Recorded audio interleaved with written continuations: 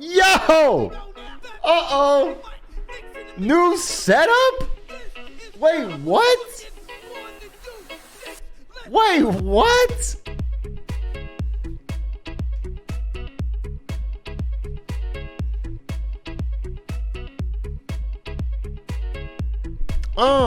Oh, wait, the mic is peaking. Wait. Better? Better? Fixed?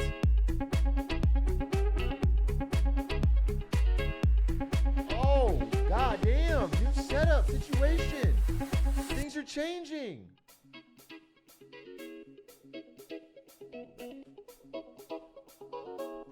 Wait, it's too quiet now? God damn it. How about now? How about now?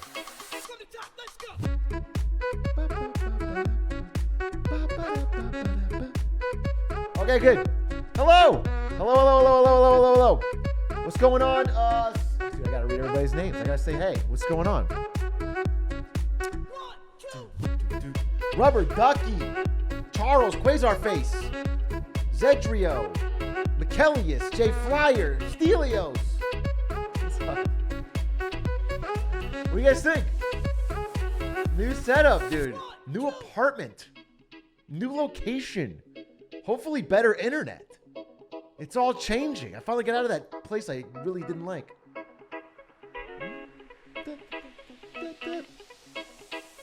Gucci Katana album. Oh, wait. Why listen to this? Why are we listening to this album? We could listen to the new hottest album of the summer. Nay, the year. Nay, the decade. You guys know how Drake was texting Anthony Fantano, your existence is a light one? Well, Drake and Anthony Fantano both texted me that my existence is a hard 10, if not a 10.5, after I dropped this album. Drake said he might quit music because he can't compare. And Anthony Fantano said, it's not worth reviewing because I couldn't do it justice. It's the best thing I've ever, this is a quote from him, best thing I've ever heard sonically. Destined to take on every boss.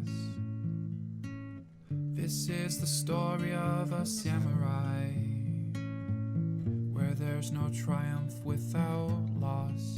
You're the next DJ Khaled? That's not really a compliment. Keep throwing your head against the wall. Metaphor. Hey, sir, I'm having the worst day at work. Still grinding till 10:30 p.m.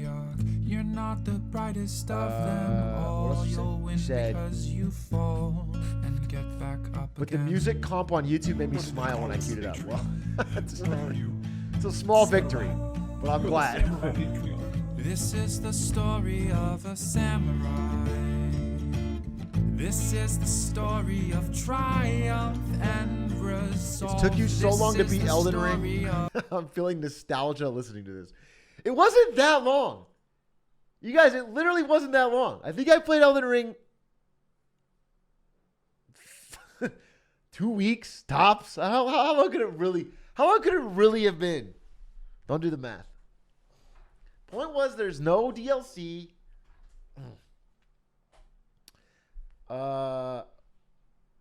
Hey, Kendrick Lamar here. These lyrics are really deep. I would love to talk more about the nuances of lyricism if you have the time. I don't. Sorry, Kendrick. Good luck with your little rap career, but I'm making real music. Okay? I'm making real music, and it's going to be a little bit too big for our discussion.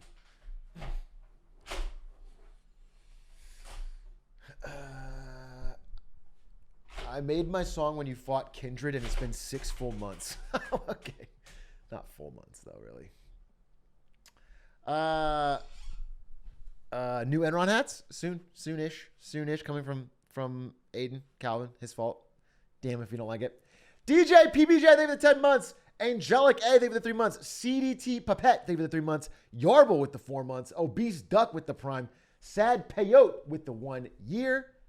Cisadus Fex, thank you for the 13 months. The Big A, the first stream I ever watched from you was the first Elden Ring stream. I feel like I've been watching it for years. Okay, but you know that's a lie, right? Okay. So here's the thing. I'm exaggerating one way that it's too little. You are exaggerating the other way.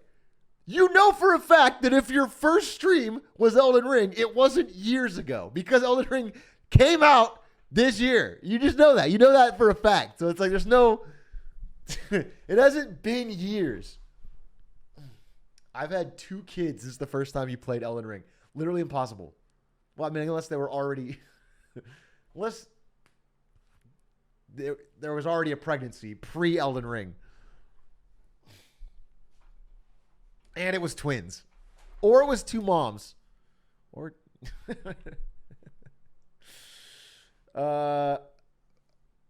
my first stream was Elden Ring and I'm a 1-year sub. It's just not possible. I mean, you know that what you're saying is not possible because of when the game came out. That's literally, it's not mathematically possible. How's everybody doing? I know I took Saturday and Sunday off. Saturday, it was Taffa Kids' birthday, so I went down to his place and partied there. Mango got incredibly drunk. So it was fun to see that. And then Sunday was my day off. And then today, I'm back, and I have an entirely new setup. Sunday, I needed the day to move, and I'm in a new, pretty sweet digs that I like a lot. I've still got to decorate this room, but I got a golden shark for Shark Tank. And I just think everything, it looks nice. You know, it feels good. It feels like a upgrade. Internet's nicer, better upload speed. I know there was a bunch of capital D drama that I'm not super in the loop on, other than I think everybody is pro gambling. Is that my understanding? Is that like we're all on? Because I think today I was gonna do a really big gambling stream. I was figured today's Marketing Monday would be kind of like a half Marketing Monday, half gambling content, and I assume that's. Am I reading the room correctly? Because I feel like now's the time. Now's the time to get really into it.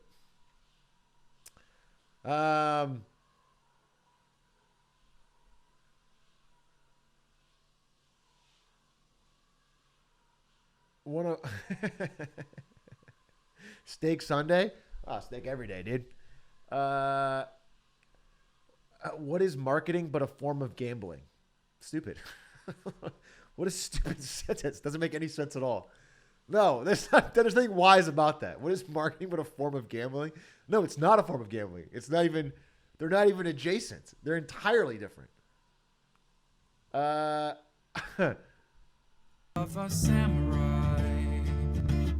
This is the story of the greatest of them all. Sports gambling ads, but that doesn't mean marketing is gambling. That means there's gambling and then there is marketing for it. Those are 2 separate things. You know what I'm saying?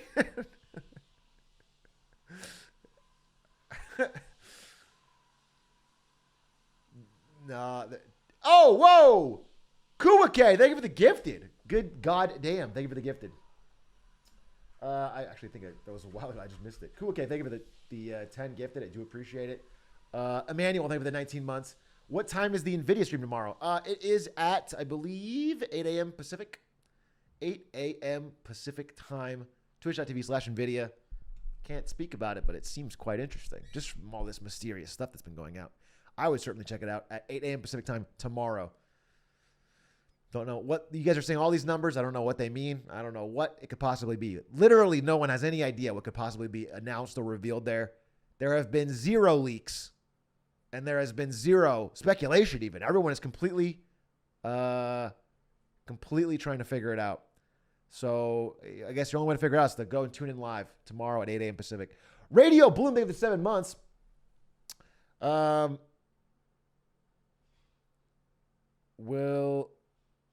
Hey, Atrioc.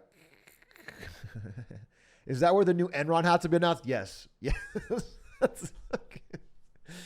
Yeah, so the stream's going to start out fade in from black, and then instead of CEO Jensen Huang on stage, it'll be me, and I'll be revealing a brand new forest green Enron hat restock, and then the stream will end. Okay, and it's really going to be fire. I think it's going to be worth it. And I was surprised that NVIDIA let me spend all of that money setting up everything for just that. But they did, and they're happy too. So,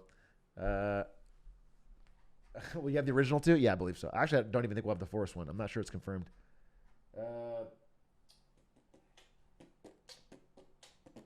You should co-stream / react. You know what I should do is work there because that's what I do. So during a big keynote, I probably shouldn't be streaming live and reacting to it. What I should probably be doing is my job, if I had to guess. That's just my suggestion, but you have an interesting one as well. I'm gonna get some water. I'm gonna get a little bit of water, and then we're gonna jump into Marketing Monday. I started a little late today. It's 8:30 already, which means East Coast frogs are dead. Suck it up, by the way.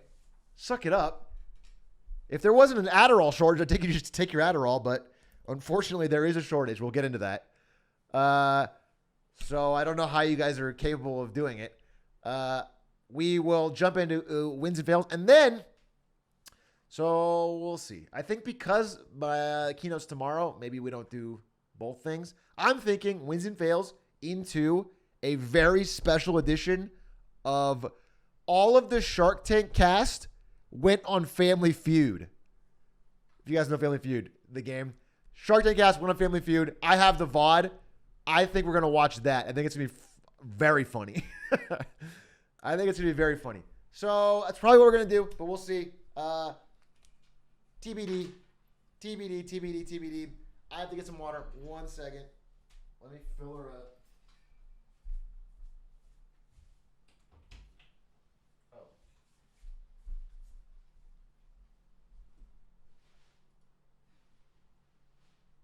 That's just not true. I'll think of something. I cut your throat with this katana, accustomed to cutting coke. Dripped in designer, still stuck the roll. Might catch you, but not to go. Phenomenal, ain't stopping no till he drop them all. Fuck you if your backseat. Go and catch a taxi. I'd rather have you graft me. Will Smith smack me, kill me laughing. Ha ha ha ha, bitch, you honor a god, better honor my soul for you fall on the floor. Ain't no honor no more. Got these sambas galore, shining armor, Azor, try me armor, indoor, ice katana, ain't yours, ain't no drama, just draw, you can't fight off this war, I'm a fighter, don't fall, you can't tire my soul. Pack it up, get a nutful, I get angry and stick you with rivers, now ripping your liver out, I'ma go mad, call me a villain, now killing every dragon in the village, well, I'ma go pillage, now willingly will avenge every death, you can come kill me, but I will not rest, try me a million, I am undead, finally upset, finally will undo all of your ill and two fallen attempts, gotta repent, ain't got no manners, I'm in volcano manor, call me the ghost, but I'm slaying phantoms, Atrioc! This account was a Harvard experiment. We observed your probability on thanking your subs. This account has been subbed for 20 months, and you only thanked my Prime in June 2022, giving you a 5% thank rate, putting you in the bottom 99% of streamers. It's kind of a record, though, right? Yo, that's kind of cool in some ways. You know what it is, though? It's exclusivity. Okay? The reason Gucci products are valued is because they're exclusive. They're rare. Okay? Do you understand? A 5% thank rate means that if it's like getting into Harvard. Do you understand? If you get a sub thanked, it's like getting into Harvard. In fact, I think theoretically you could put on your resume that you are a Harvard graduate if I thank your sub. So congratulations, Unreal Avi, on graduate from Harvard. Congratulations, Mad Hatter PNG on the Harvard grad. I'm amazed. Thank you for the 8 months and the Harvard degree. Guro Papuri, thank you for the Prime. Still never got mine thanked. Yeah, I didn't pass. I'm sorry, but I do have standards. Eliza, been there for 24 months. Congratulations. Harvard rejected me. I remember there was this guy in my high school who was he was in like, I think I was in it was an IB class. It was IB, I don't know, history or something. It was one of the harder classes. And this guy in this class, he was like kind of a douchebag.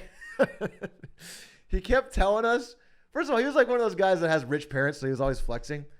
and had like a nicer car than what a high schooler student should have. And he kept telling everybody that he was guaranteed gonna get into Harvard. And like he went to, Ironwood High School in Arizona, dude. It's not like he was like in a feeder school for Harvard, and Harvard's pretty hard to get into. Anyway, he kept telling us for like all, 3 years of IB that he was like a lock for Harvard, and he didn't. He didn't get into Harvard. And we found out, and on the day he found out, I remember he took a water bottle, threw it at this brick wall. He was all angry and pissed. He was moping around the school.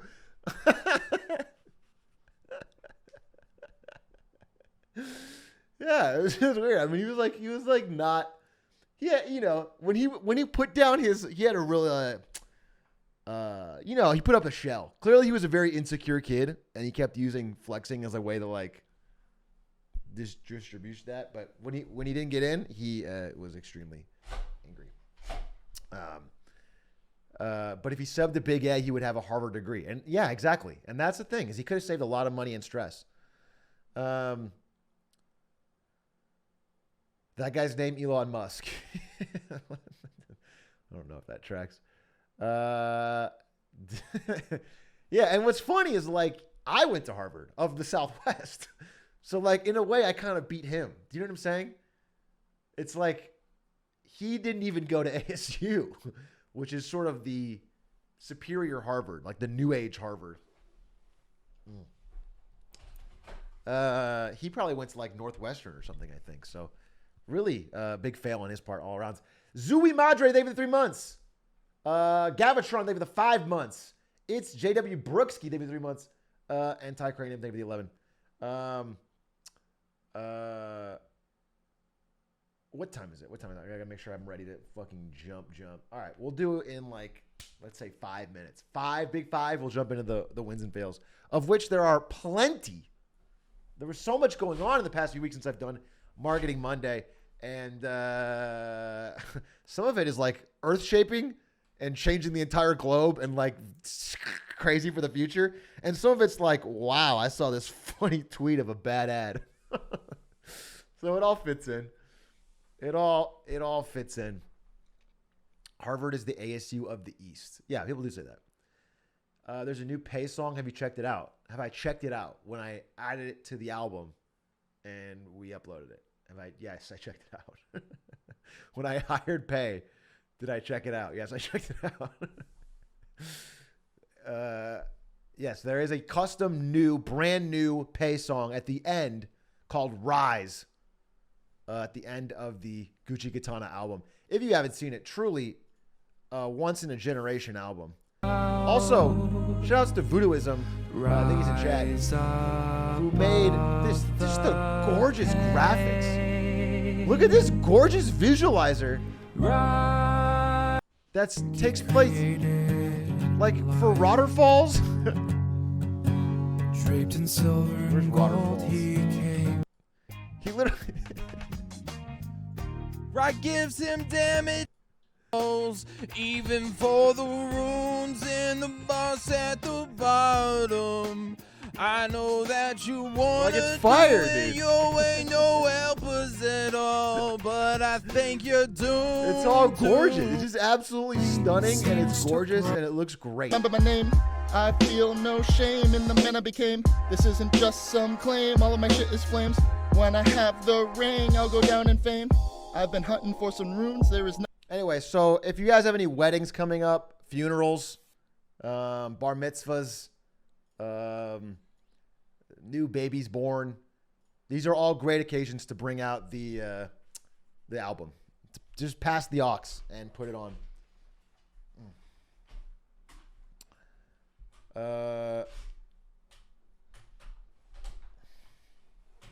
I think they're playing it at the Queen's funeral. God willing. It's what she would have wanted. God willing, dude. I only hope that Lizzie could look down and smile to the sweet sound of Waterfalls played on 1,000 loudspeakers all throughout London. God damn it. Robert Stacks Unsolved, thank you for the 5 gifties. Like, long-time gifter, really. Thank you, Robert. I do appreciate it. Straight No Chaser, thank you for the 14 months. And again, Colton, thank you for the 4. You're not even credited correctly? Well, maybe I helped you rebrand to Kevin Amation. I'm sure he can fix it. Marketing Monday the day before NVIDIA event? Yes. Yes, sir. Yes, sir. Yes, sir, dude. Well, we're all buttoned up. Everything's good to go. And I'm excited for tomorrow, but I shouldn't have to worry too much. Unless I get a bunch of random emails here at at 9 p.m. and then I have to dip. we'll see. Okay, so I think we're good. Everyone feeling good? How you guys been? Listen, I don't have. I am going to talk about one thing. Actually, maybe I'll do a mini Marketing Monday on this after the wins and fails. I want to talk about the Carlos G2 stuff because that, you can call it drama or whatever you want, but I actually think it's very hilarious and very interesting and worth talking about, okay? Chess stuff, I've lost the ability to keep up, all right? The chess drama, I have no opinion on. After I heard about, like, vibrating anal beads as a theory, I realized it was too far gone, dude. I had no way of keeping up. And end of the day, I'm sure someone will figure it out and get to the bottom of it and tell me what the truth is.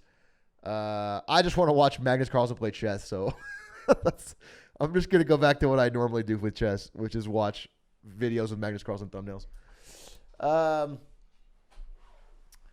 After that, the gambling drama I got no real take on. Slicker seems like he really scammed a fuck ton of people. I'm glad that Ludniks are doing their thing for it. And this is a rapid fire. I'm covering it all. And then everything else, I don't think I care, to be honest. Drake and Fantano stuff was funny, but that's it, man. It was just funny. It's funny that Drake is so successful, so rich, has had such a long career, and it's still so petty. So inconceivably petty. A man couldn't be pettier.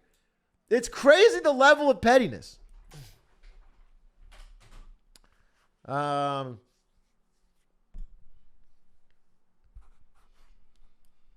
then, I know nothing about the Mist stuff, to be honest. I don't know.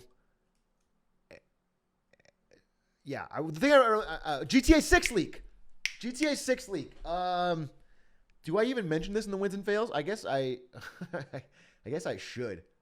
We should add a win or a fail for this GTA 6 link.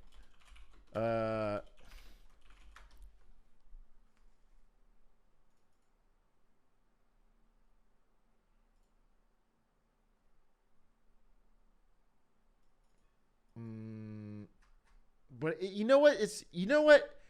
Here's my hot take on the GTA 6 leak. For how long people have been waiting for this and like how exciting I thought it would be. Like I remember I was actually in an Uber when it happened, like right as it happened. And I was like, yo, you play games? And he's like, yeah, I play some games. And I was like, GTA 6 just leaked. And he's like, what? And then I was telling him about it as I was scrolling Twitter. And then within 5 minutes, I was bored. Because it's not that big of a leak unless you know what I'm saying? Like it's like 5 videos and they're all really early and there wasn't that much in it. And so it just felt like maybe that's the fail. I should save it. Everything that like got, again, I guess there's more than 5 videos, but all the ones that are like everyone's sharing, they're not that interesting. I guess it's just too early. It's probably just too early.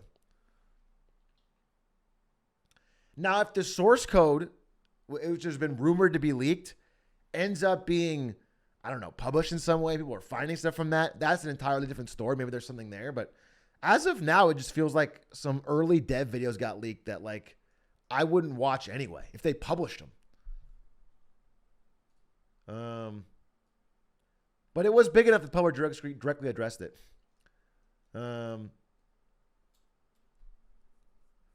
Who cares? It's going to be GTA 5 with better graphics.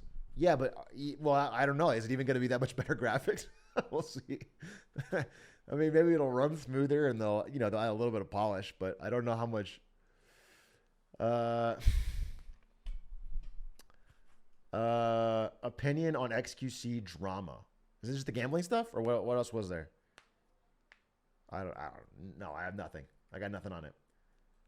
GTA 6 looks so unfinished because it is. Because it is, dude. They've been doing GTA 5 since longer than most of you have been alive. And you guys are like, wait, GTA 6 isn't ready to go? No. Dude, they have like 6 more re-releases of GTA 5 before we even get to GTA 6. If you're looking at a leak of GTA or of any game, and you're like worried about the graphics, that's the least thing to be. I mean, almost all the polish is going to come at the end. What's interesting is like, I didn't see anything new gameplay wise or anything that would be like, whoa, but there wasn't enough. So we'll see. Thoughts on the Coney drama? Is that real? Is Coney's drama that he said Steve is OP or something? How deep are we going in the drama fucking? Did you see the Afghans drama, dude? Did you see the Afghans drama? Did you see the Veil drama?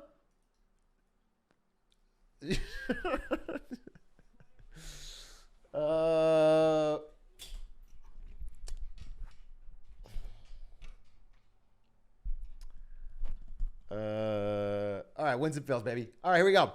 Ladies and gentlemen, without further ado, it is time to get in to the first Marketing Monday wins and fails in a long time. Feels like a minute. But in order to do that, I'm going to need you to tag yourself in our iconic Marketing Monday intro. Let's go. Ladies and gentlemen, welcome to Marketing Monday here on Monday, the 19th of September. Whew, big day. We're back in a new setup. It's essentially Marketing Monday Season 2, but it's actually going to be Season 2 when I get my new intro. We're going to launch things off with a wins and fails for all things business and marketing for the past couple weeks, starting with a win. Because someone in the incredibly innovative, always something I compliment, crypto industry has come up with a solution to poverty, a solution to desperately poor people who can't get jobs. Ladies and gentlemen, they can become NPCs in video games of the future. What a win! What a win! With the cheap labor of a developing country, you could use people in the Philippines as NPCs. Nothing dystopian about this idea. If you don't have the money to survive in a metaverse type economy, simply work as a side character in someone else's digital story. How great is that? Not demeaning or tragic at all. What's even better is that he sees it as a blockchain-based crypto game. So there's that. So the game won't even be fun. The best part is the game won't even be fun. Because I would hate for the game like this to be fun, because then I would feel a little odd about it. But if here's the good part, nobody will be having fun. The players won't have fun, and the NPCs won't have fun. Everyone's having a bad time. And there's something beautiful about that. It'll be like real life, you know? It'll be just like real life. Everyone's in a bad spot. So that's good. Solid win. Now let me go over to a fail here. And this is a fail with regards to a concept known as pandering. Okay? I'm sick of it. I'm sick of pandering. I'm sick of these hot shots, these media titans or these billionaires that just pander to regular people to get them on their side. And one guy who's really come out with pandering in full force is billionaire Mark Cuban. Okay? He's been pandering for a long time as the host of Shark Tank. He's pandering to middle America, basically. To middle-aged people who watch TV and this stream. And everyone watches Shark Tank, pandering to them. And then he pandered to old people with his Cost Plus Drugs program, which is supposed to bring down the price of prescription drugs. And is more hype than fact, but it is a good idea. More hype than fact, pandering to old people. But now, he's gone too far. I was on board with those things, but he's gone too far. Because as of this week, he started pandering to you fucks. And he said that Gen Z will go down in history as the greatest generation. What? What? What? That's pandering, dude. What the hell evidence do you have of that thus far, dude? He said it's because Gen Z understands the importance of mental health. Doesn't mean they're getting anywhere with it. Just because they understand it doesn't mean they're doing anything about it. If anything, they're worse than before. That's not a criteria for greatest generation. He also said it's because they know the value of digital goods. Okay. You guys buy Valorant knives for $40 and that's why you're the greatest generation of all time? It's shocking. Those are the two reasons. That's pandering, dude. That's raw pandering. This guy's trying to run for president and he's trying to do the trifecta. This guy's trying to get every generation on his side at the same time with classic pandering. He's right. You know he's right. WWW. My gen, best gen, Drake. Typical boomer take. Mark Cuban is a boomer. Are you tracking? Are you tracking? Mark Cuban is the person telling you this. Nah, he different though. All right, well, he's got your vote. I'm glad to see. So, fail for pandering, but win for you guys who have really gotten Mark Cuban's support as the greatest generation. Now, here's the bad part, okay? You guys are all going to have to find a new way to manage ADHD because we're in an Adderall shortage. Big fail. You got the win from Mark Cuban's endorsement. You got the fail because we are in a Adderall shortage across the U.S. So hopefully Cost Plus Drugs, instead of just pandering with words, he should pander with actions and add cheap Adderall to his website. Adderall is also not on Mark Cuban's website. So he's more words than actions, really. He's more words than actions. I also want to say you guys are all graduating or entering the workforce in a very interesting time for the economy. Interesting is a word I use on Marketing Monday to mean bad, but when I don't want to be depressing. Let's give a couple quick shot facts. Fail. Every single stock on the NASDAQ 100 fell in a single day. Very rare occurrence. Happened very few times in history. Happened this week. Every single one fell at once. Good buying opportunity, though, I'm sure. Every single stock fell. But more importantly, we are seeing a lot of weird situations. First, that people are saying it's a very hot and good job market. There are many, many jobs available. And that is technically true in the data, but there's a lot of weird stuff that happens when you dive into it. Most importantly, I want to talk about the phenomenon that is being discovered let me get this exact link here for you, of what is being called ghost jobs. And when I say ghost jobs, I am not talking about my character from Fall Guys, whose only job is getting crowns. I am actually talking about jobs that are listed as being available and seem like you can apply for them, and they waste everyone's time applying for them, but are not actually real. There are many, many companies who it turns out have a high percentage of ghost jobs that don't actually plan to hire anyone. And so you go through the trouble of applying and submitting and filling out the resume and doing all that, and they never had any intention of hiring you.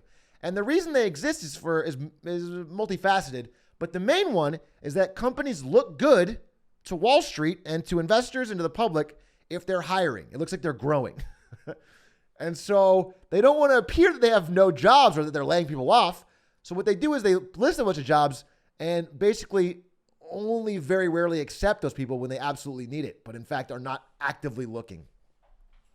And this is becoming more and more common as we enter into a potential economic downturn. Well, it's already a bit of a downturn, but like a serious downturn. The power is sort of shifting back towards employers. It has been employee focused for the past at least year and a half. It's been decently good for employees, but the power is shifting back towards employers as we enter a possible recession. And these ghost jobs are the first sign of that they are sort of taking advantage of the situation. And it's really, really, really whack. And you can hear a lot of stories in this article. Feel free to check it out, of people who have taken a ton of time and are getting really burnt out. I don't know if any of you out there are job hunting right now and have any experience with this, but it sounds like an absolutely miserable experience because, you're just wasting a lot of your time. It's fucking miserable. It's so bad right now. It's this is legit AMC. Is it happening with AMC? I am job hunting and I'm not having a good time. Okay, well, I did experience it, that I found something. Hey, congrats. I'm not saying it's impossible. In fact, again, the data still shows that it's still a hot labor market. But stories like this show that there's more than numbers than it might appear. But let me give you a win, though. You know what? Hey, here's a win to counterbalance that. Okay, ooh, the economy's bad. Ooh, jobs are getting harder to get. But big W, Burger King is going all in on a total rebrand, total overhaul, $400 million ad spend. You're going to see Burger King ads everywhere, baby. What I want you to know is that when you log on to Twitch for your daily dose of 6 ads before a stream starts, 5 of those ads are going to be Burger King. And that's fucking awesome, dude. That's a dub. Okay? They're going to reclaim the flame is their slogan for this. Burger King they've already had this rebranded logo, but they're doing full rebrands of the stores. Here's an example. This is what they want new Burger Kings to look like. They're going to be spending a lot of advertising money. And basically the goal is to do a more modern, up-to-date, cleaner rebrand to kind of win back some of the lost market share they've had over the years versus McDonald's and competitors. And we'll see how it plays out. It's interesting, at least. They've sort of been the punching bag of the fast food world for a good while now. This store looks pretty clean. If the food tastes better, it's not crazy.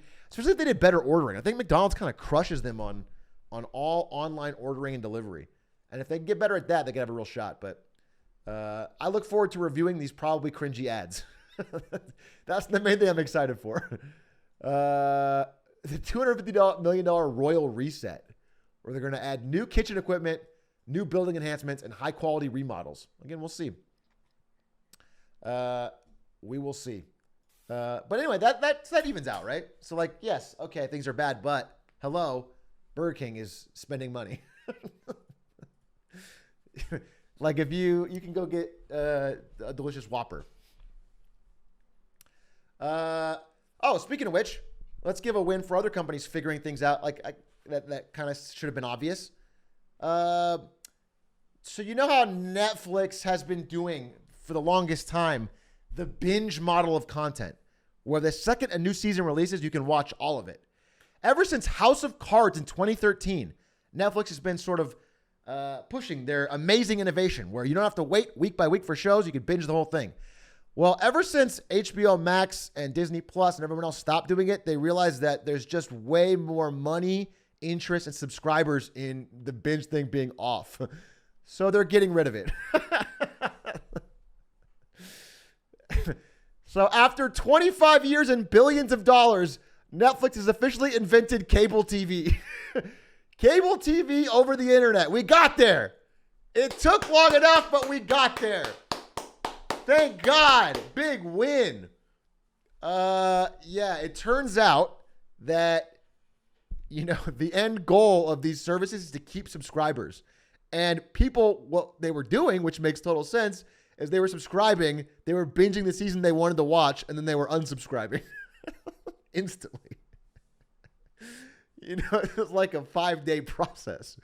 And so when they have Stranger Things season 5, they kind of want to keep you around for a little bit longer, and they are moving away again as part of their plan to sort of regain some of their lost market share and market cap that they sort of crashed in the recent stock market downturn. Plus ads, so that's good. Okay, but let me give you another win. Okay, finally. You know what? Enough with the depressing stuff, okay? I have a couple things that are serious plans for all of you to make money, okay? I'm going to give you three. Three plans for you guys to make money. And they're all golden. Okay, number one. This one comes from TikTok. And it's $10 million. It's a real banger. Okay, here it is. It comes from Caden Booth on TikTok. I just opened up a pizza restaurant on DoorDash, but what they don't know is that I'll be selling frozen Walmart pizzas out of my kitchen. First, I ordered a bunch of pizza boxes with our logo on it because we had to look professional. Then I went to Walmart to buy other frozen pizzas, but this random lady tried yelling at me to stop. But she couldn't do anything, so I went home and set up a few things on the tablet DoorDash sent me, and our restaurant was live. To get our first couple customers, I went to our competitor to steal some of theirs. We started getting orders fast, but the DoorDash drivers were mad at how long it was taking. But somehow, at the end of it all, everyone left 5-star reviews on the pizza, so I guess it worked. Comment what I should try next and follow for more. I just opened up a pizza restaurant on DoorDash. So, as long as you don't care about health inspectors or legality or going to jail, you can absolutely buy frozen pizzas and sell them under the name Booth Pizza on DoorDash and Uber Eats for an easy profit. Pop them in the microwave, ship them out. It's a completely airdropped food-based system. And I think that's a great way for you guys to start making a little bit of side hustle money, okay? Taking advantage of these arbitrage between, I just put my life savings into Booth Pizza. Great. Great. I feel complicit in that and proud of it. When I look back at what I've accomplished as a streamer, getting you guys to put all of your money into Booth Pizza and definitely not go to jail is huge. And when you IPO, I plan to invest big. So that's one idea. All right, I'll give you one. But you know what? I'm a generous guy, so I'll give you two. I'll give you two. If you guys want to make, who wants to make $1 million? All right? Show of hands. Who would like to make $1 million quickly? That's what I want to know. If you don't want, hey, if you don't have the hustle for you, that's fine. But if you'd like to make $1 million quickly, I have a plan for you. And this is another piece of amazing financial advice that I found on TikTok. Because again, TikTok, it turns out I was wrong about it. It's an absolute volcano. It's a wellspring of amazing financial advice. Here's a great one right here from this hustler on TikTok.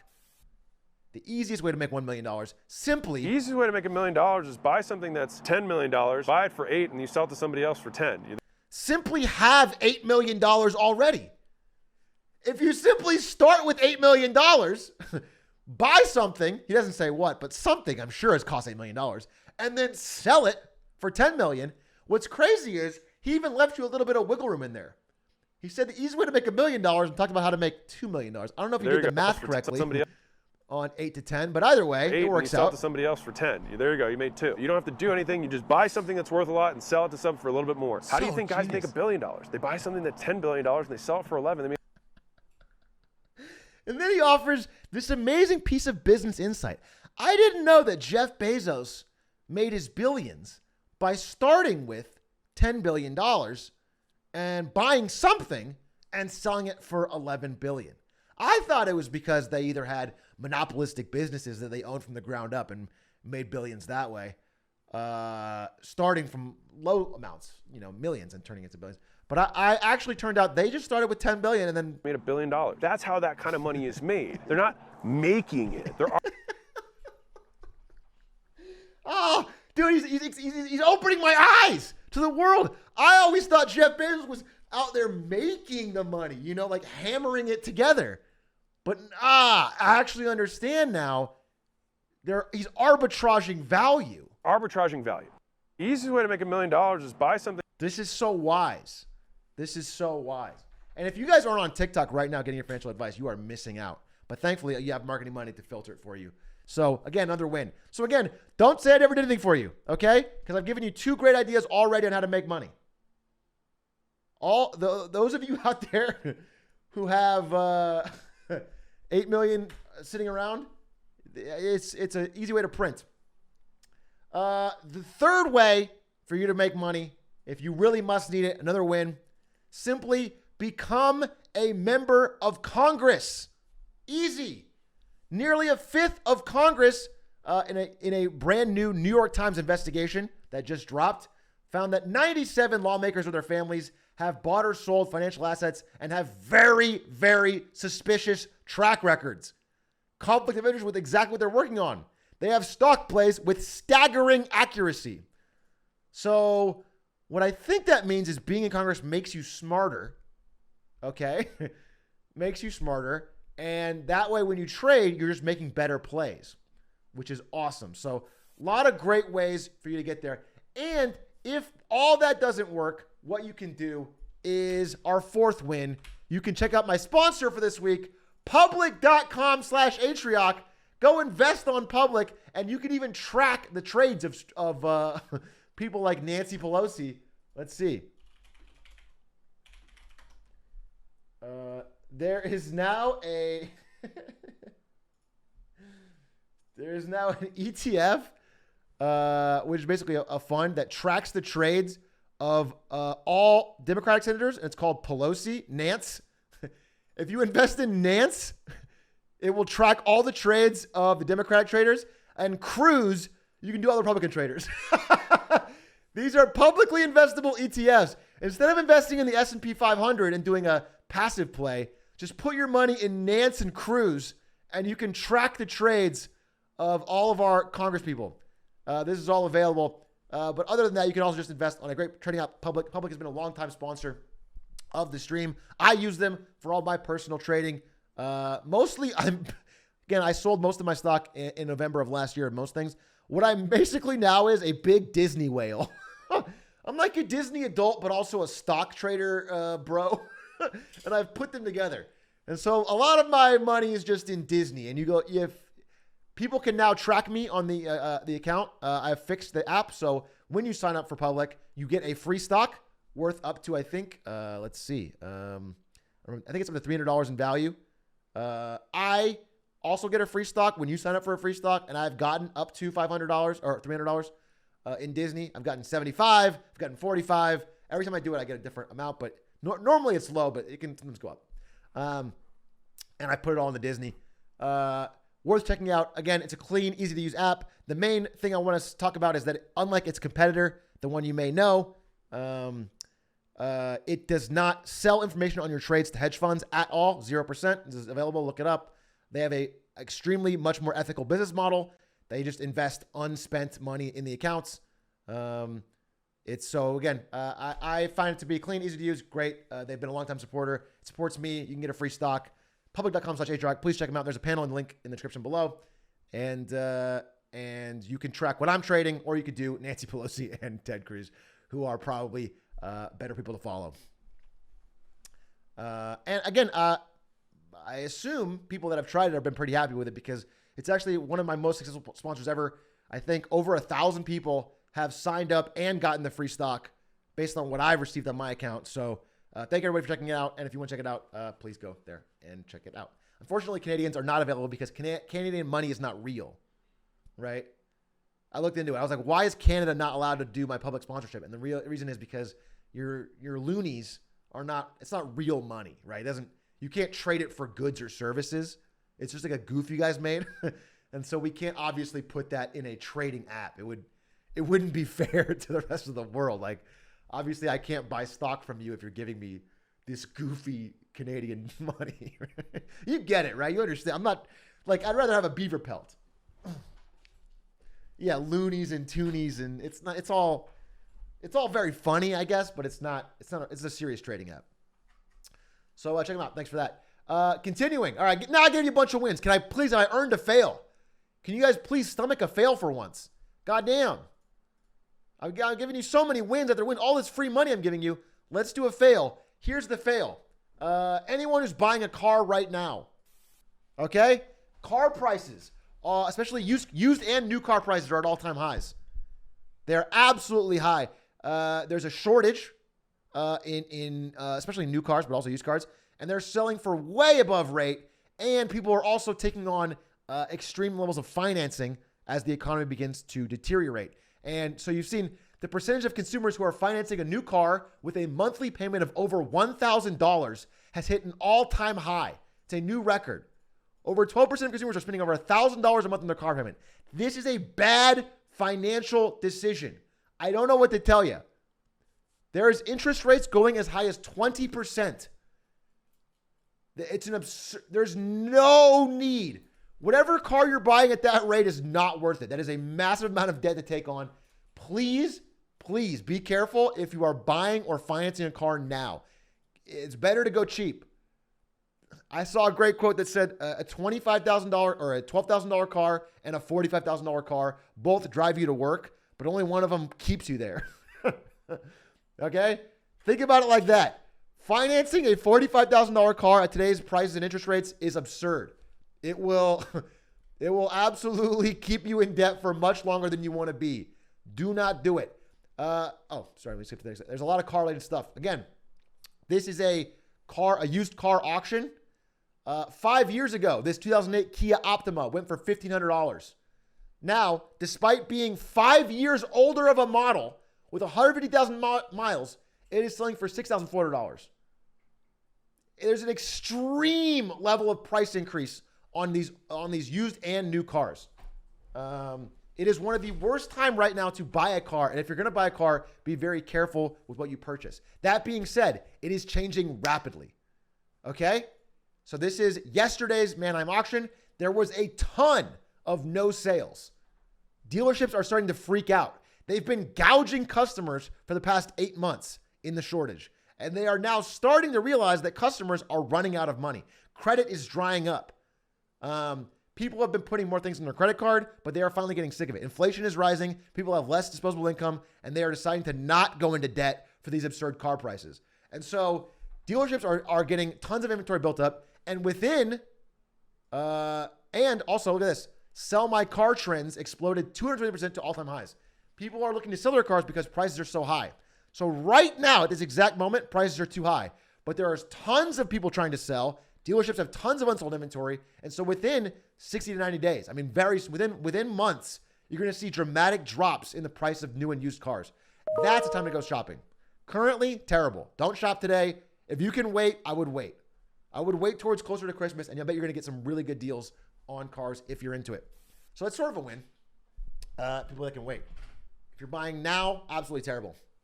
Your payments are going to be absurd. You're going to end up walking away. I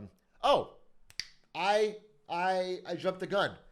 I did want to say all of those things about Congress people trading, that is, I joked as a win. It is bad. Having our government constantly use their political power for personal financial gain and basically insider trading against average people in the markets is awful. It's awful, awful, awful, awful. Thankfully, because we've been making fun of it for so long and everyone in the country knows it's an open scam, and the New York Times published a major piece on it, there may be finally some progress. After Pelosi has sold all of her stock and made all the profit over many, many, many, many years, there is a stock trading ban coming up for a vote. Now, likely they won't pass it because they have no reason to cut into their own profits. But because the pressure has been higher than average, people are well aware of this problem. There is a real chance we could finally get a stock trading ban passed. It's a real chance. I know everyone's here cynical, but there's a real chance it actually does get passed. Now, my bigger worry is that it'll get passed. I think it actually might get passed. I'm worried about loopholes, and I'm worried about enforcement. Because we have a lot of things that get passed in this country and then nobody enforce it. One interesting thing I want to talk about, you guys know how there was a big scare about vapes for a while, and Juul got in trouble for advertising to kids and having like cotton candy flavor and all that. Well, what the government did was get really mad at Juul, fine them a bunch, slap them on the wrist, and then forget about it. Okay? There is laws on the books that stop you from doing that kind of thing and advertising to kids, but they've completely stopped enforcing it. So there are literally dozens, hundreds of Chinese-based vape manufacturers that are right now selling that stuff in American stores, and nobody's enforcing it. There is nobody trying to stop it. Like it is against the law technically, but there's nobody doing anything. And so one of the craziest realities is that like getting a law passed is just the first step. Like you have to actually enforce, like someone has to go to jail if they break it. And so I would be very excited. I am happy. I'm happy this is happening. Again, take small steps, take wins. This was not even being discussed a year ago. And now I think we have a chance to get this passed. Next step is I want to see somebody go to jail for breaking it. God willing. And I know everyone's cynical, but I think if we have an open mind and continually say we want to see someone who breaks this law go to jail, there's a real chance it could happen. Okay. And we'll talk about hopium and copium at the end, because I think there is some geopolitical good news that a lot of you said was impossible. Okay. We'll get to that in a minute. But anyway, so there's that. Okay. So continuing, cars we discussed. I want to talk about, fail. Let's get back to billionaires. I'm sorry. Enough about feel-good stuff. Let's get back to billionaires. And I want to do the biggest fail of all time. One of the saddest fails. Because as you know, this channel, Marketing Monday, has always been a long-time supporter of Jeff Bezos. Thank you for the primes. Thank you, everybody, for the primes. I love that half of it goes to Jeff Bezos. But this is a really, really sad story. One of the saddest things I've ever put on this channel. And I actually, now I understand when you guys say it's depressing. Jeff Bezos is no longer the second richest man in the world.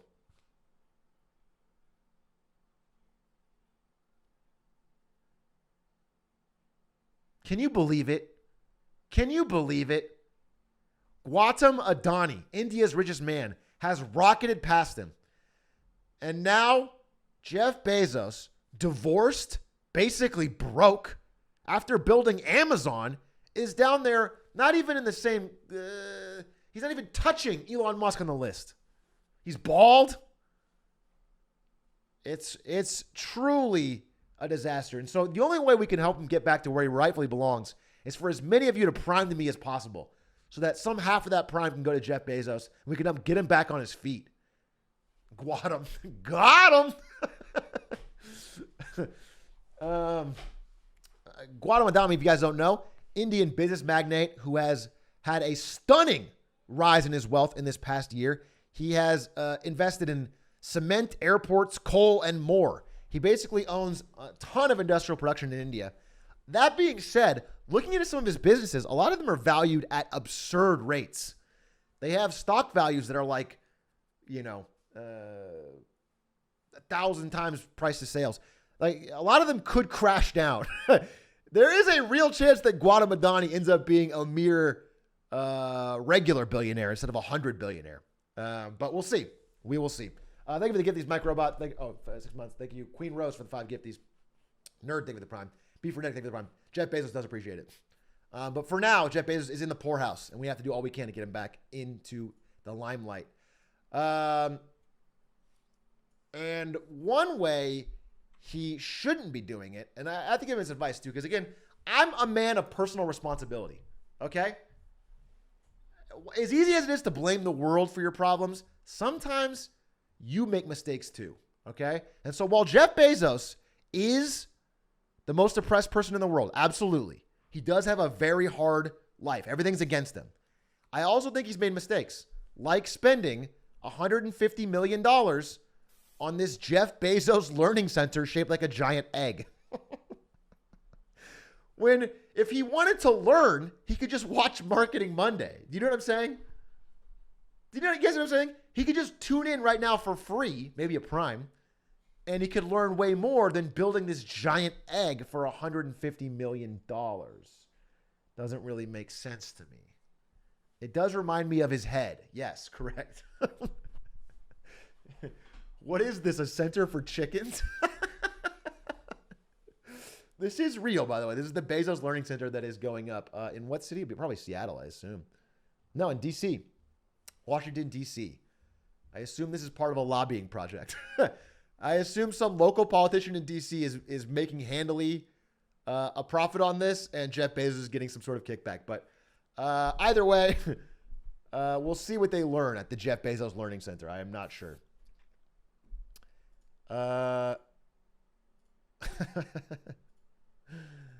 Okay, that was a win. I have a, well, I'll get there in a second.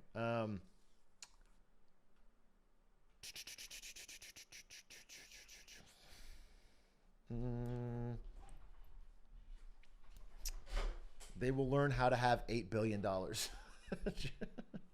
That's Jeff Bezos' first lesson. Okay. Oh, actually, actual win. Sorry, I forgot that sometimes in this thing we have actual wins. Rare but true. I'm gonna give you an actual win and an actual fail for gamers. For gamers in the world of marketing, if you can believe it. Actual wins and actual fails in the world for gamers in the world of marketing. Here's the actual win. And I never thought I'd say this. Cyberpunk 2077 has an actual marketing win. After being one of the most widely made fun of game launches ever, completely disastrous, tanked the entire stock of the company down 3/4. They have steadily updated it and then released one of the greatest marketing vehicles of all time in gaming recently, a Netflix show. The highly rated series on Netflix has done quite well and has led CD Projekt Red to have not an all-time high, but a recent high of Cyberpunk gameplay. And it's actually still growing, I believe. I believe it is still growing. Concurrent players is rocketing. Sales are up. It is now in the top of the global top sellers list on Steam. Well after release. Extremely well after release, which is extremely rare. So again, they are proving they can actually bring life back into games that are thought to be dead. It is. Listen, I've almost never seen this, to be quite honest. Can you imagine if remember EA's game Anthem? Absolute flop. Tons of money spent on it. Absolute flop. No sales. Can you imagine if now Anthem was the top seller? It's incredibly rare to go to literally this level of sales this long after release, after a bad release. No Man's Sky did quite well, but I think this is even higher than that in terms of sales. So, it's pretty impressive. It's commendable. It's a good path to get back to credibility for the company, which has been severely damaged. And I think it's good for their brand. So, and also it worked for them on The Witcher. They've done this twice now. They did The Witcher show has increased sales of The Witcher, and the Cyberpunk show has increased sales of Cyberpunk, and they've supported both games. So it remains to be seen what they do in the future. They obviously have a lot of trust to earn back, but it's a good right step. I'm going to give them a win. It's an absolute marketing win. Good job for them for not folding and dying under the absolute bad launch. Now let me give you the actual fail, and that is what I'm about to show you. It needs a content warning. Okay? We need a content warning. What I'm about to show you is dangerous for gamer eyes to witness. It is quite possibly one of the worst things I've ever seen in the field of marketing to gamers.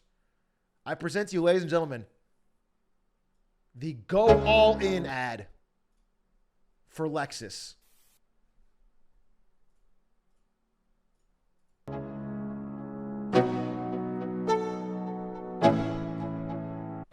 My crypto's down. No coiner. Trust. This'll move. Do the fragging seat. Res, hit me. I got my ult. That's 472 horsepower and 395 pound-feet of torque. Well, what's up with this team sheet? Inverted fullback and a false nine? The limited slip diff lets you hammer the throttle. You don't get it until you go all in. Poggers. No! No!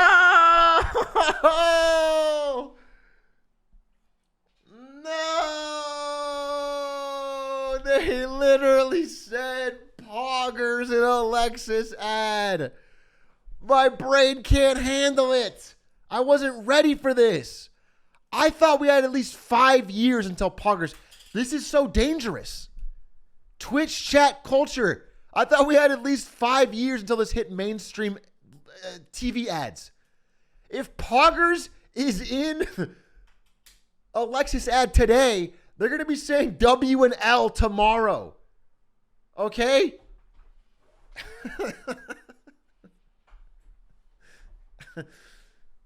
we are in trouble. The culture's nearly gone. Dies of cringe.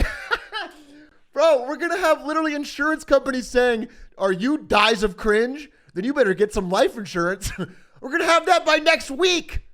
Do you understand how close we are? Nothing's sacred, dude.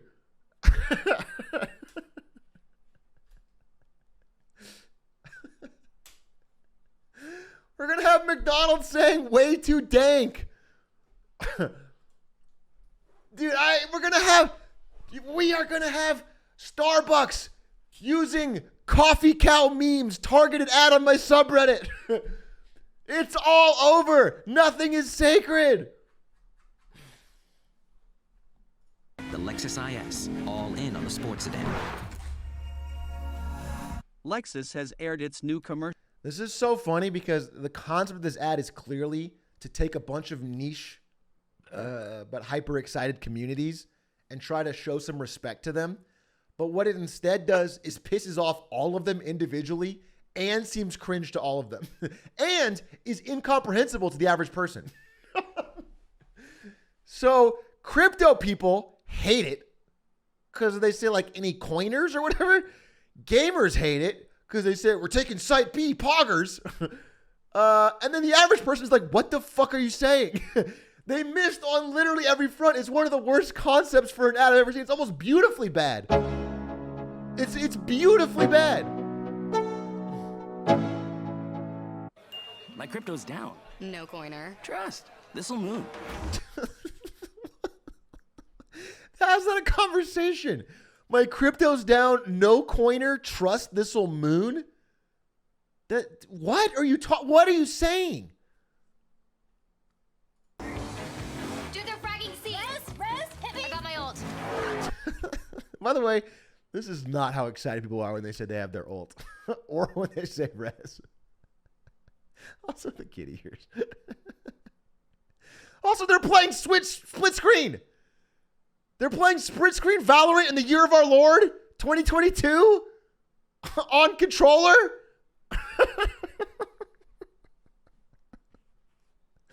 This is couch co-op Valorant. Oh God, this ad is just the worst. And then I don't understand this one at all, but I assume it's like fantasy soccer. Well, what's up with this team sheet? Inverted fullback and a false nine? The limited slip diff lets you hammer the throttle. You don't get it till you go all in. Poggers. Stick it in the onion bag. The Lexus IS. What is sticking to the, I don't understand. See, that's how everyone feels when they hear poggers. To me, everyone is left with this ad feeling angry. No one is happy. All in on the sports sedan. I do think though that I'm probably, if I'm being honest with you, I am probably gonna make my sublet sound. Well, what's up with this team sheet? Inverted fullback and a false nine? The limited slip diff lets you hammer the throttle. You don't get it till you go all in. Poggers. I think that might be my sublet. Or at least a button. I may have a poggers button. Okay? And you can't stop me from doing that, obviously. So that is sort of a win. I've gotten content out of it. Stick it in the onion bag. So I want to give a honest to God, earnest fail for whoever wrote that ad and whoever produced it. And most importantly, whoever greenlit it and gave what appears to be a very large budget. By the way, it's currently sitting at like 3,000 views. Okay. Well, hey, let's talk about something else. Let's talk about AI. I love talking about AI, and there's been plenty of news in the world of AI. Quite a bit, actually. Number one, a little scary, but again, a little interesting. The world's first AI-generated graphic novel has hit the market, where every page of the art was generated by AI. This is following on the heels of an AI piece of art winning an art competition. I believe Charlie did a good video on this. Finally checking out. Again, much unlike crypto, as I've said, I think there's amazing parallels between what we're hearing about in AI this year and what we heard about in crypto 2 years ago. Much unlike crypto, AI is showing actual real business applications every single day. People are finding very real uses for AI that are very really going to change who and where humans are needed in ways that are making money. And much unlike crypto, where they talked about it a lot and there was no real business applications, this is happening all very fast and very quickly and very really. This is like making real decisions and real changes. So this is happening. This is one I thought was very interesting. Some guy made a stable diffusion Okay, computer, I'd like a corn-themed wallpaper. Wallpaper AI app that could show you. No. Corn on the cob in a tiling pattern. Yeah, okay. Need something else to make it interesting. Let's stylize it and add some pink flowers. Yeah, perfect. Can we make it bigger? Yeah, great. Cool. Let's buy it. Now, using the magic of generations of AI and tons of research and absolute amazing advancements to create the world's ugliest fucking wallpaper is not what I thought we'd be doing, but the concept of being able to live shop and change what you're seeing and basically create your own custom ideas is incredible. And again, we're talking about very, very early days for all of this stuff. But when I say early days, people think it means a long time out. I think it means relatively soon. The advancements are happening so fast. I think a lot of you may remember what a lot of this type of stuff was like 2 years ago, especially me because I work at a company that's adjacent to AI and I've seen a lot of AI stuff. 2 years ago, all this stuff was way more rudimentary. And now it is in stages where it looks pretty close to good. So 2 years from now, where it'll be, you understand? It's all moving very, very quickly. And I am, a good part of me is reasonably excited. This can unlock a lot of cool things for humanity and creativity, people's ability to bootstrap ideas they don't have startup capital for. There's a lot of cool things, but God willing, we can handle it in a way that doesn't just leave all the money to a few people. God willing, we can find a way to handle this in a way that distributes the money in a more equitable way. But I do think there's no reason to have a completely doomer attitude on this because there's going to be some things about AI that literally just improve people's life. AI related to diagnosing and health is going to be an absolute godsend because the numbers on it are that, doctors are just very, very, very inconsistent at finding and spotting things, and AI is very, very good. There's going to be big, big advancements. And it allows you to bring the cost down too, assuming again that all the money saved isn't just passed on to one rich person. Evan Gal, they have the 16 months. Zendo, they have the tier 1.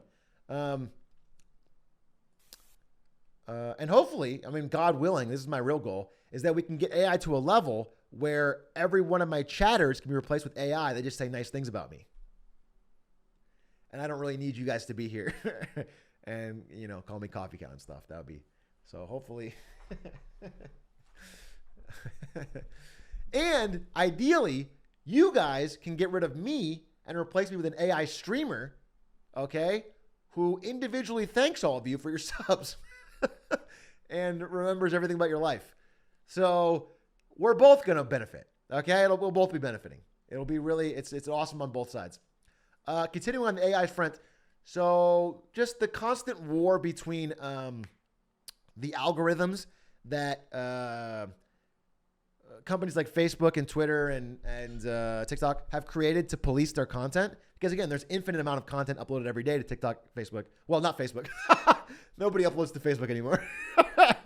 There's probably 8 posts a day on Facebook, but I guess they still need to be monitored. There are AI algorithms that are monitoring and checking these things for misinformation to flag them for, things like vaccine denial, etc. And what's incredible is that the war between humans and these AI algorithms has heated up. And it turns out that the latest weapon in this war is the carrot emoji. Apparently, anti-vax groups are using the carrot emoji in replace of vaccine to openly spread vaccine misinformation. And it's crushing Facebook's algorithm. They can't figure it out. They can't figure out that the word carrot means vaccine, dude. They were actually monitoring, or they were censoring or flagging a lot of stuff, and now it doesn't get flagged. And this reminds me of, I actually had a pretty successful Twitter post back in the day of a similar type of war around meme posts. When Mark Zuckerberg had his great meme crackdown, but this is pre-TikTok when he still had some power to change things. From Atrioc. This one. Back in 2018, Facebook wanted to remove these static meme images from their algorithm. And so they made it video only, basically. And then so meme pages turned their images into long static videos. And then Facebook filtered out static video as spam And so they put these floating triangles over everything. This all happened this all happened in 2018. And so you'd see a ton of these back on Facebook in 2018 of just static stolen meme images with triangles on them that couldn't be flagged by the algorithm. And this is happening on TikTok too now. Yeah, absolutely. So there's, again, this war between algorithms and humans to get the type of content they want out there is going to continue. Continuing. Any more AI things? I think that was the main ones. Oh, one more thing. I thought this was cool. Cool, but a little scary. Roblox unveiled their brand new avatar system for, again, Roblox is only in early days of what they plan to do to take over the world's youth. They want to be the big metaverse platform for all these growing up Gen Alpha people. And they built a pretty cool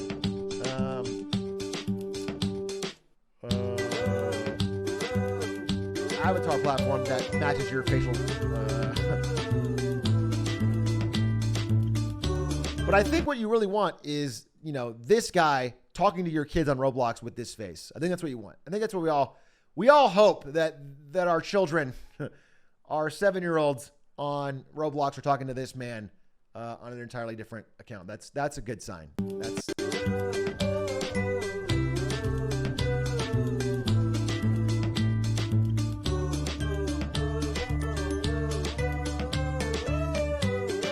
By the way, be prepared for this guy to be a 5 gazillion sub person on YouTube in a few years.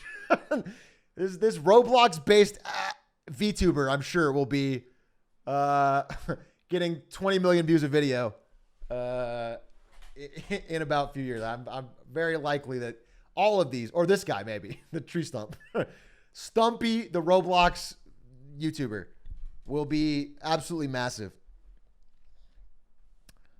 Is this the metaverse? It's a metaverse. Roblox's. Stumpy Poggies. I'm a tier 3 to Stumpy.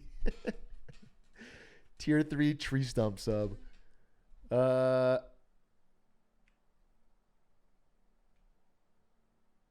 so Roblox making big advancements. Speaking of TikTok, we talked about TikTok, our algorithms at least.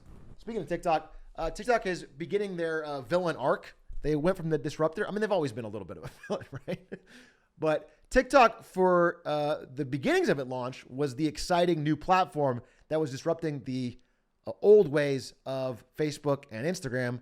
TikTok was better curated, had more interesting content, was better designed for you. And they are beginning their sort of Zuckerberg era where they just sort of steal and copy what's working from other apps. So shout out to TikTok Now, which basically saw that Be Real, the new social app that does 1 post per day, 24 hours set time, they just yoinked it. They just yoinked Be Real 100% shot for shot, frame for frame, and are trying to kill it. Exactly what Instagram did to Snapchat stories back in the day. And what I'm sure somebody will do to TikTok in the future. You know what I'm saying? The cycle never seems to end. So I'll give a win here for TikTok for just embracing it and just yoinking their way to continued success. And again, this means that not only is TikTok taking on the big challengers, taking on the small guys, and they are becoming an unstoppable force right now. There is no real challenger to TikTok's dominance in social right now. No platform is even close to hitting their engagement numbers. Everyone else is leveling off. YouTube Shorts is like 1/10 the engagement. Instagram Stories is worse than that, or Instagram Reels. Facebook's got completely dead. TikTok's crushing. And so every company is really stressing out. Every tech company in America is stressing out, trying to find ways around it. And we'll see what happens. What happened to Triller? Oh, great question. Wow, I can't believe you said that. I was going to make up that question if nobody asked it. What happened to Triller? I have a fail. So win for TikTok for being dominant. Let's give a fail to a TikTok competitor called Triller that promised millions in money to predominantly black creators and then didn't pay.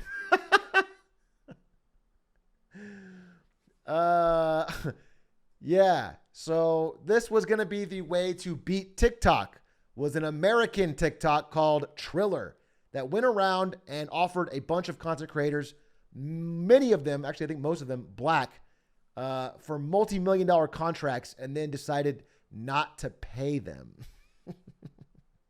which is interesting. So now they are left deep in debt and facing eviction after spending all of their prime TikTok making years making content on Triller for no views. And again, no money. Big fail there. So we'll see what happens if they can get any of their money back or if they're going to rely on XQC and Ludwig to pay it back. Hopefully, God willing. God willing, there's a streamer that can pay back these scams. This will be a little bit more money, though, than what Slicker stole. It'll be a little bit more. I hope they can really... I hope XQC's in winning big at gambling. Okay. We're almost at the foreign policy section of wins and fails, but I want to make sure I covered everything.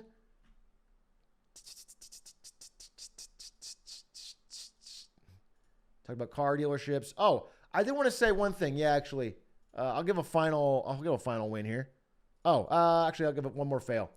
G4 TV. You guys may know G4 TV from its recent resurgence on content spending here on Twitch. They did a bunch of shows with, I think they did with Austin, with Will Neff. They did some stuff with Cutie, I believe. G4 TV just laid off a ton of their staff, massive layoffs, and are pretty much shutting down their Twitch experiment. And if you wanted to know why, my old mentor at Twitch, DJ Wheat, broke it down pretty easily in this great clip. I don't even need to play the sound. I'll just show you. He basically just talked about how many hours watched they have, 2.5 million a year, how much it costs them, $10 to $20 million in budget, staff, production. They need a studio set, they need lighting, they need camera people, they need talent. And then over on this side, XQC gets about 100 times that and streams from a webcam in an empty room. Do you understand? The economics of content have shifted to where high production value literally is completely nonsensical. It's almost always priced out unless it's completely designed for what the Twitch audience wants to see. If it's even a little bit off, it just does not work. And so this is a good breakdown by DJ Wheat. Shout out to him. Love the guy.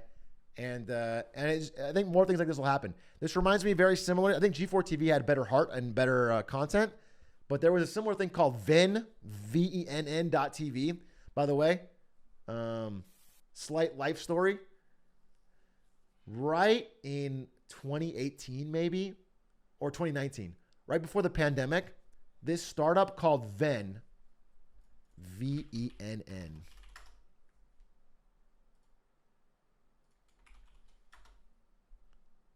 Yeah, it was this. Offered me a pretty significant amount of stock and money to leave my job at NVIDIA and come work for Venn. And it was like a pretty financially solid. This is before I ever streamed or anything. And before, there was a massive rise in NVIDIA stock. So I was like, oh, I should think about it. And right as I was thinking about doing it, the pandemic happened.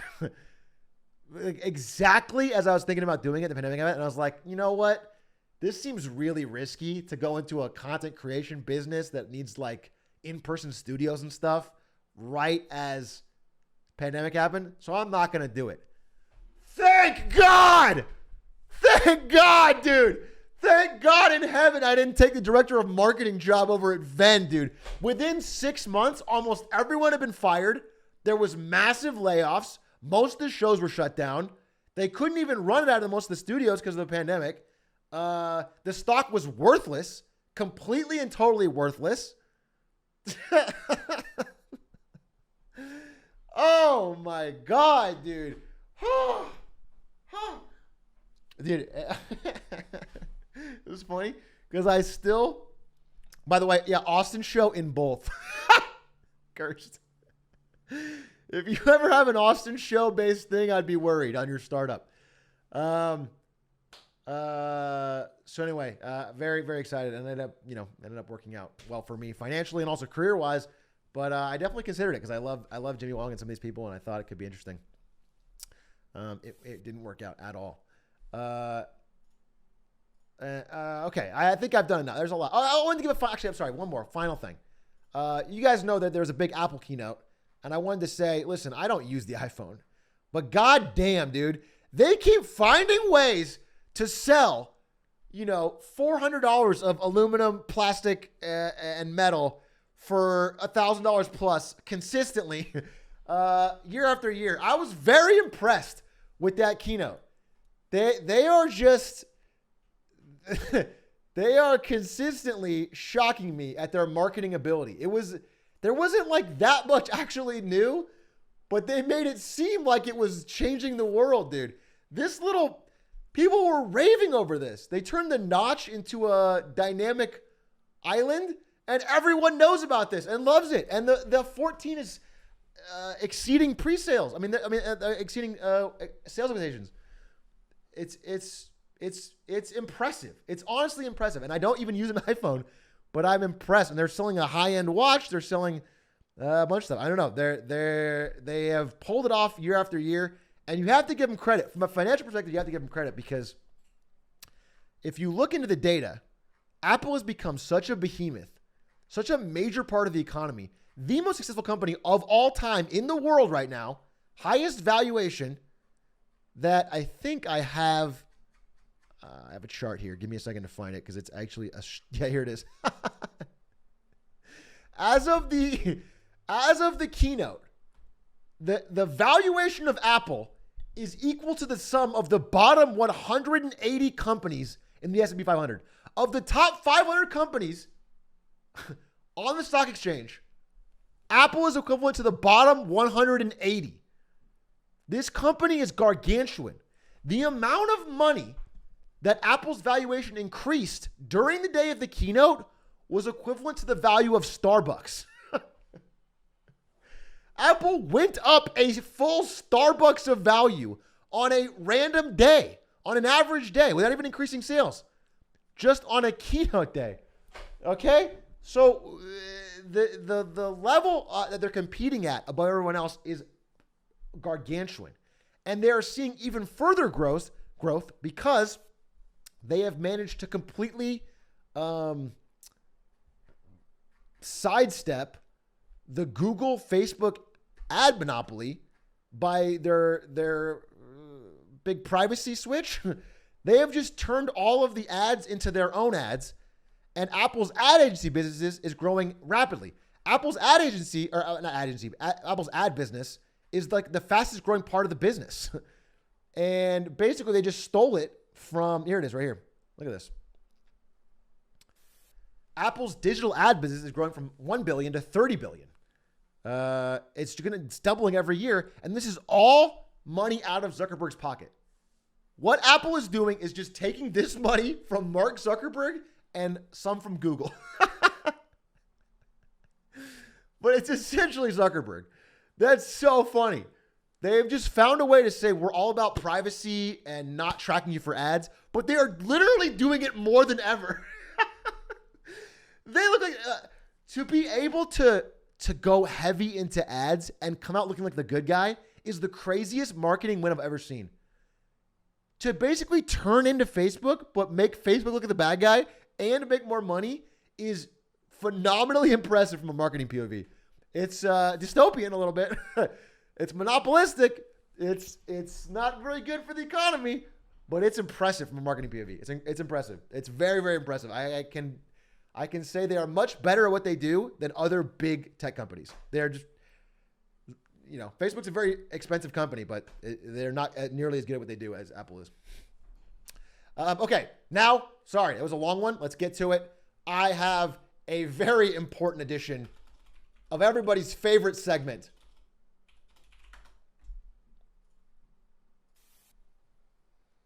Was that Beijing? Was that Beijing? What the hell is going on? Was that Beijing? In the world of China. Xi Jinping is up for re-election. Or what? I don't even know if it is sort of an election. It's only Communist Party members voting on it. There's some kind of thing on it. He's almost guaranteed to win. That is going on. But what most importantly is going on in China, here's what's going on in Beijing. Exactly 43 days ago, a monumentous video went up that got millions of views. And it was titled, China's entire economy will collapse in 34 days. Now, having been 43 days from this video, I wonder if every single one of these YouTubers who jumped on this fucking Xi Jinping and fire trend to say that China was for sure doomed and it was all over will apologize. Or if instead they will just update their title and say, update, it crashed.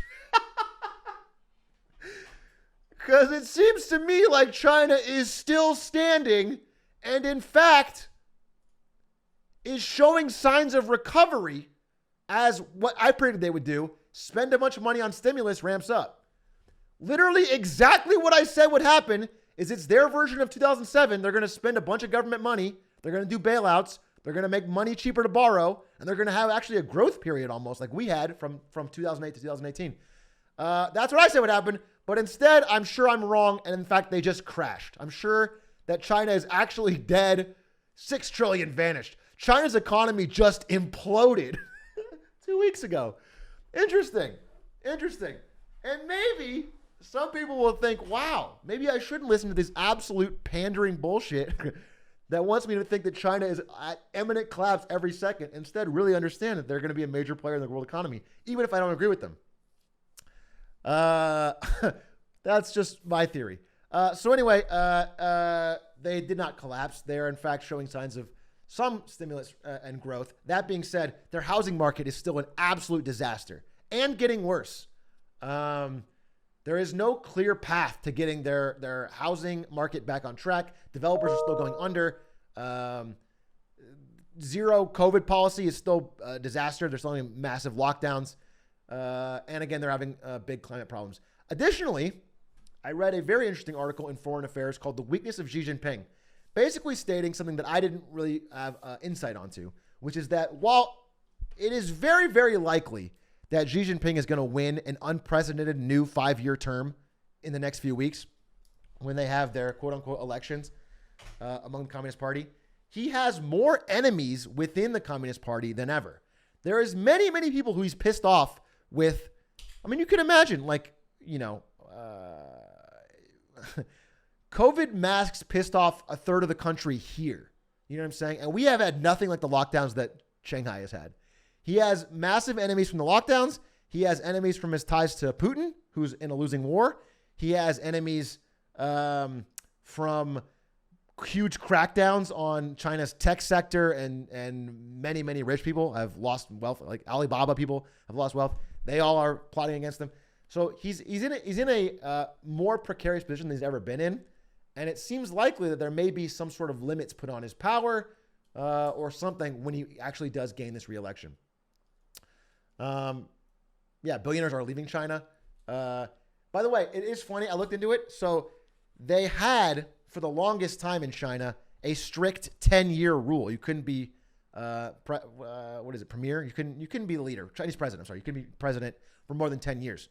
And, but they didn't have the limits on being the head of the army or being the head of some other part of the government. There was one other thing he's in charge, or head of the Communist Party. And so instead of saying, hey, we should add limits to those two, he said, well, I'm never leaving those two. So you might as well let me extend the presidency. And that was his argument, was that I'm already those things for life, so we might as well make the third thing for life. And so he has extended the term limits, and they abolished them basically years ago. And so now he can be president for life if he keeps winning every 5-year term. And he's on track to win this one.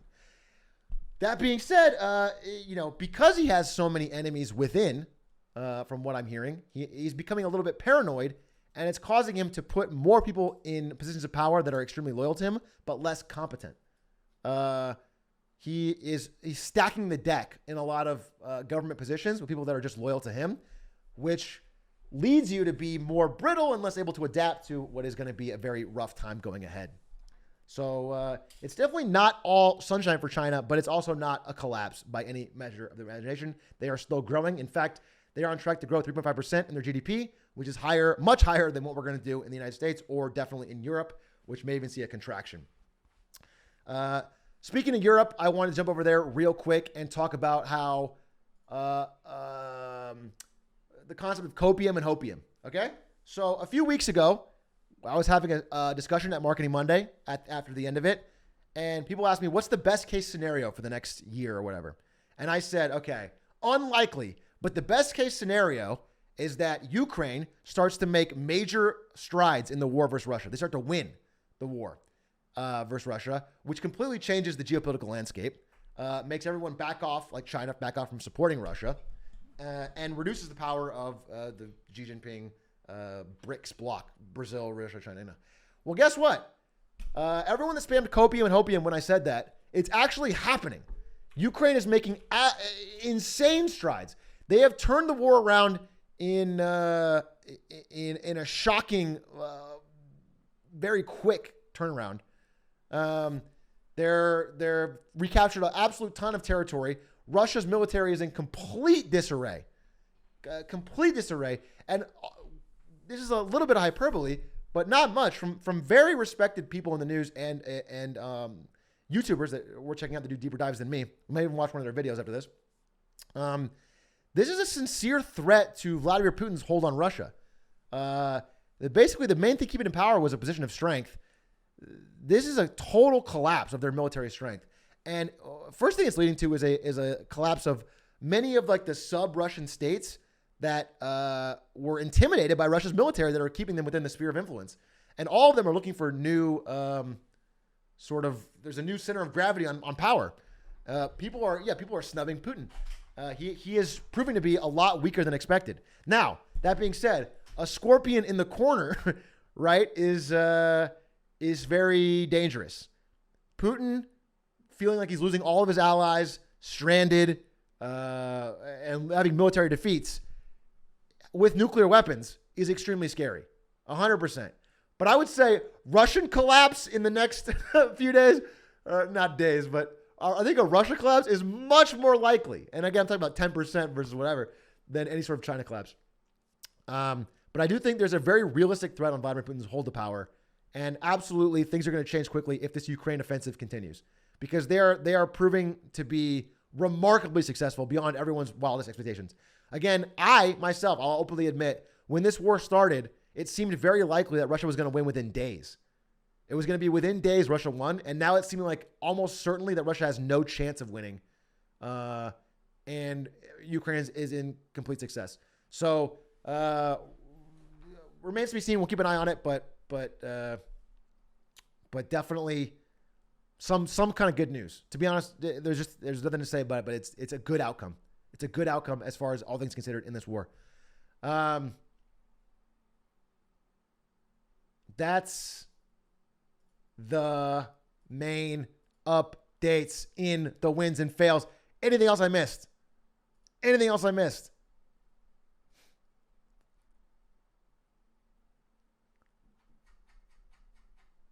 Lil Nas X riot vid. Should I follow the war with Ukraine with a Lil Nas X Riot Games president vid? I think that seems a little odd. I think what I will do is I will talk about Carlos. Yeah, I'll talk about Carlos. I'm going to do a mini Marketing Monday on G2 in just a second. But that's the wins and fails. Thank you for watching. Let me get some water real quick. And then I'll talk about G2 and Carlos because I think it's something I have an interesting take on. How's Europe doing? Badly. But the Ukraine win is good news. Here's the thing. If the Ukraine offensive continues and the balance of power shifts against from Putin, there's a situation where he may have to either end the war and reopen the gas pipelines or lose power in the gas pipeline. Whatever it is, it could end up with Europe regaining access to energy from Russia, which means gas prices will go down and Europe's economy won't be on the brink of absolute disaster. It's better news they've had in months. Okay, now let me get water because I'm sweating from all the talking.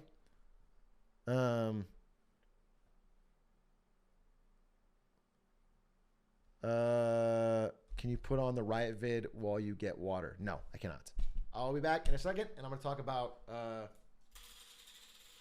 G2.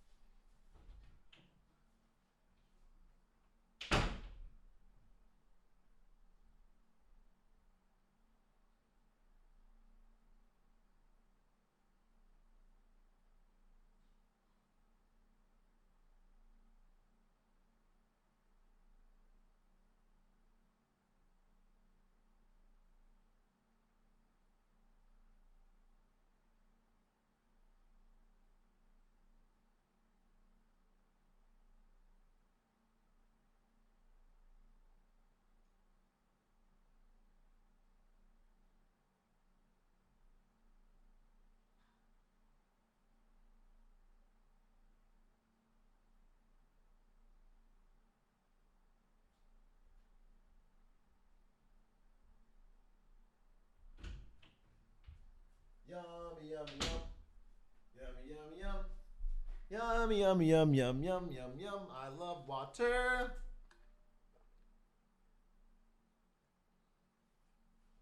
Oh, my goodness. Bro, what do you guys think about my new room? I really like it. I can't wait to decorate the back. But I think the camera looks good. I think the lighting looks good.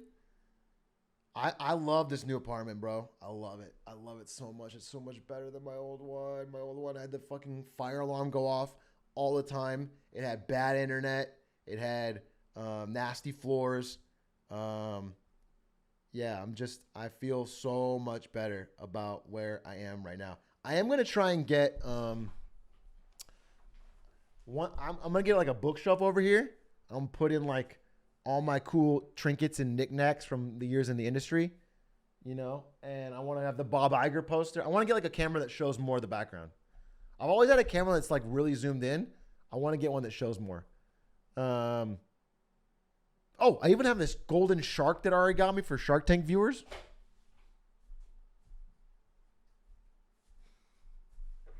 This is Damon John.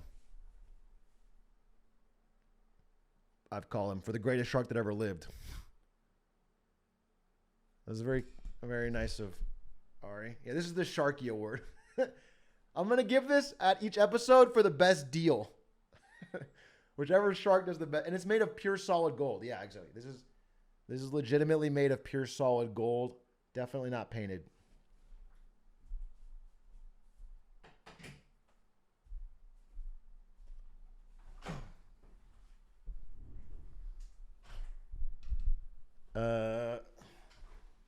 Sell it for $10 million? Why when it's priceless? You know what I'm saying? The sentimental value alone is worth $100 million. Okay, now let me take a second here and talk about where did I put it? Where did I put it? Where? There it is. Okay. Here's what I want to talk about. Everyone's spamming EVGA. I have literally I know nothing about it. I couldn't talk about it if I did. I don't know about it. I can't talk about it if I did. Obviously, to have a fucking ounce of brain in your head, right? Scrub Daddy went. I don't know. Listen, Scrub Daddy guy is living the absolute fucking dream, dude. Every time I message him, he's traveling to a new place. He's literally traveling the entire world. He's had 3 different assistants since I started talking to him. I just can't seem to get time on his calendar, even though he reached out to me. He's the one that asked me to do it. And he said he saw my thing. He wanted to do it. But every time I try to reach out to him, he's like, he's traveling in a different, he's like on a yacht or something. He's living the life, dude. Scrub Daddy's living the life. I have no idea where he is. I know he's having a good time. I'm trying to make it happen. He still answers. I mean, his assistant still answers. He chimes in every now and then. He's like, yeah, let's do it. let's find a date. But he's always like, let's find a date in like a month and a half. So we'll see. I don't know. We'll try to figure it out. Hopefully we can get there. But I think it'll eventually happen. I just don't know when. Anyway, what I want to talk about is Patagonia. Oh man, that would have been a good win. I'll do it next time. Patagonia, the billionaire CEO doing what they did was actually a pretty massive dub, although we shouldn't rely on it. It was actually a super, super Giga Chad move. Let me actually wait. We're gonna edit the video different.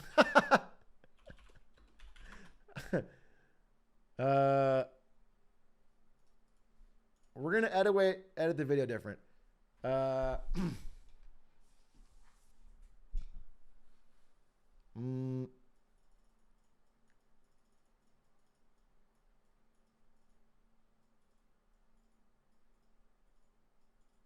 Okay. We're gonna edit the video different. This will be right before wins and fails. I'm just gonna say, okay. Before we move on to What's Up Beijing, the final win is an actual good one. I want to give a dub to the CEO, the billionaire CEO, maybe the only decent, halfway decent billionaire. Again, I'm hedging every time of Patagonia, who gave away his entire company and all of its future profits to a trust that will fight climate change. Now, again, I'm sorry to be cynical here. Patagonia has done quite a bit of good for the environment. They've openly said that they hate when stupid-ass tech bros and bankers buy their products. Again, their values have seemed to match up with that of the founder and the company. And the entire goal of this money, of the $3 billion of Patagonia, is to be in a trust, a nonprofit organization designed to fight against climate change and protect undeveloped land around the globe. The only thing I want to say, I don't want to be cynical. It remains to be seen if they have effective uses of the money and if the money is not just being splurged on fundraisers and jet setting for his kids. Because a lot of rich nonprofits are basically a way for rich people to have a slush fund for their children to fly around the world and go to fundraisers and do all that stuff. It remains to be seen. That being said, even that level of stuff, this is still, for a billionaire, a massive step. Because most billionaires don't do anything like this, okay? And to transfer the entire ownership of the company in perpetuity to a nonprofit trust for a good cause is still a good step. And you know what?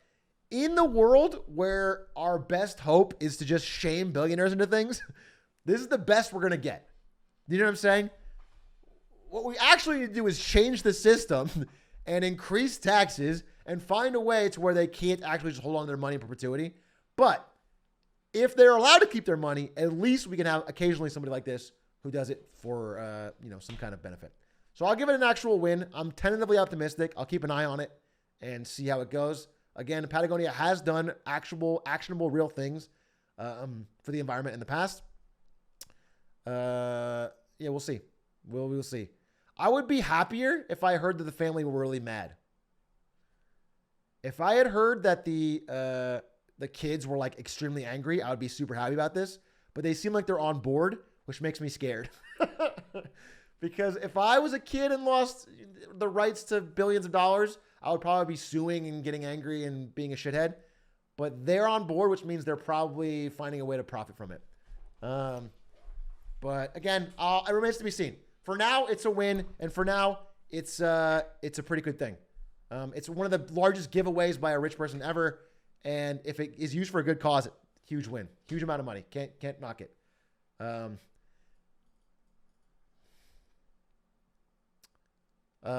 So end on a win. That's wins and fails. Thanks for watching. Okay, now we go to yeah. Okay, great. Now I want to talk about something else. What I want to talk about right now is this.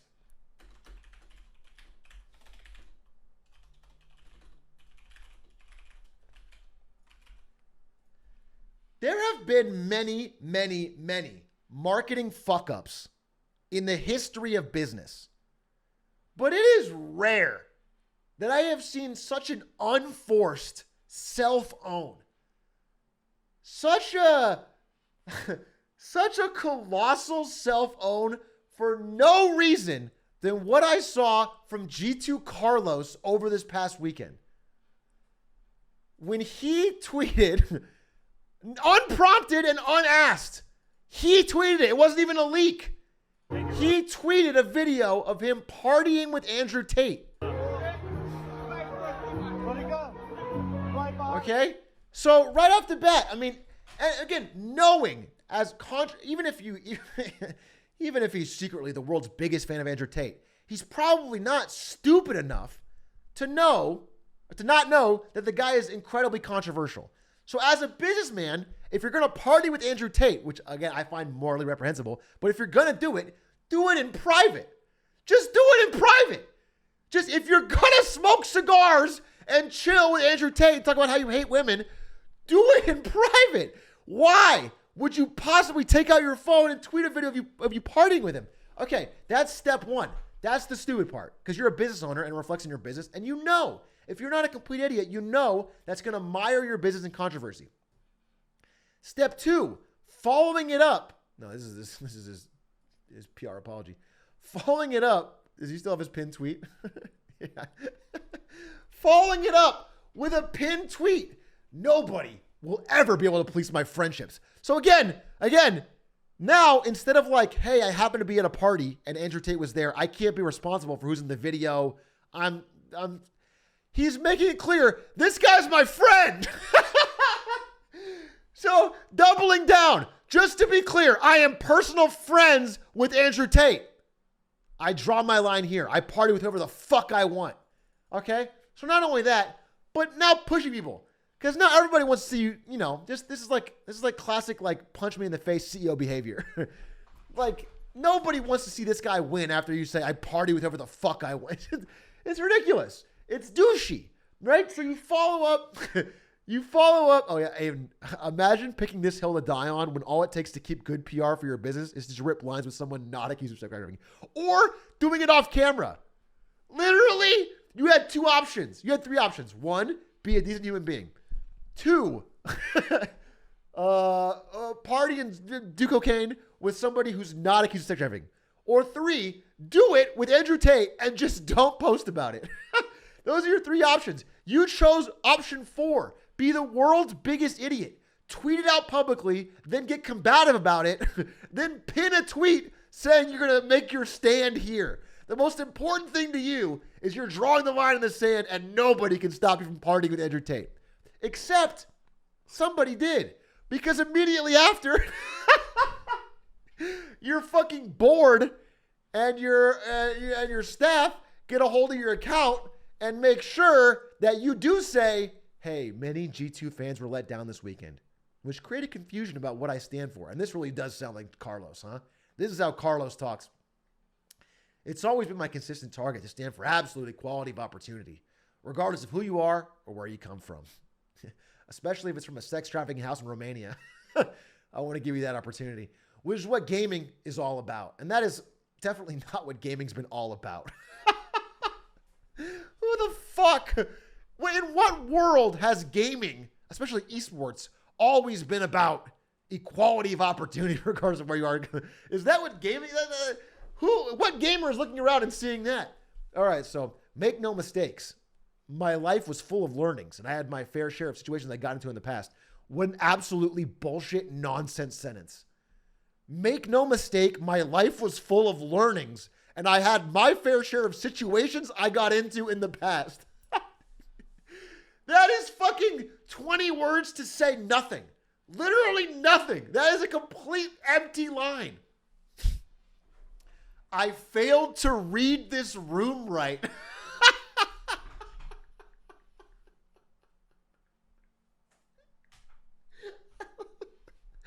I love that, dude. I love that. I fucking love tweeting out a fucking party video with Andrew Tate, doubling down. I party whatever the fuck I want. Wow, I failed to read this room. People are mad about that. You're a fucking CEO. You didn't think maybe someone would be mad about that. And what's so funny about it, and what I think the reason is for this abrupt turnaround, is that while many, many gamers, unfortunately, sad to say, are fans of Andrew Tate and this fucking I probably would ever want lifestyle or attitude, many people in power in the gaming industry are not. Specifically, Riot Games, which is doing everything it can to evade its, any association with a misogynistic past. Riot Games is like very, very trying to move into a equal opportunity future. They have many women in position of power, and they absolutely don't want to be associated with Hustlers University or Andrew Tate at all. And guess what's happening this week? Valorant franchise selections. This week, he picked the week of franchise selections when his multi-million-dollar chance to be a G2 Valorant franchise league is in jeopardy. He picked this week to triple down on fucking, I'll party with Andrew Tate whatever the fuck I want. What a fucking idiot! What an absolute nigga. I can't believe it. Listen, I disagree with it morally, of course, but I am blown away with it from an intelligence perspective. Because G2 has been a successful org. Like it is done quite well. Among esports business, it's been one of the better run ones. And this is so stupid. I don't understand it it is so dumb to me. And there's a very real chance now that Riot denies their Valorant franchise slot they're applying for in NA. And again, this is like a big part of the future of the business. Valorant's one of the biggest esports in the world, one of the most global, one of the most tracking best with Gen Z. It's the future of esports. To be denied a franchise slot is to lose out on potentially tens, hundreds of millions of dollars. It's incredibly dumb from a bag perspective, not just a moral one. So I gotta say, he's throwing. He's throwing. If you are on his team, he is throwing. He's feeding. And so I was just really, really impressed by that. And by the way, while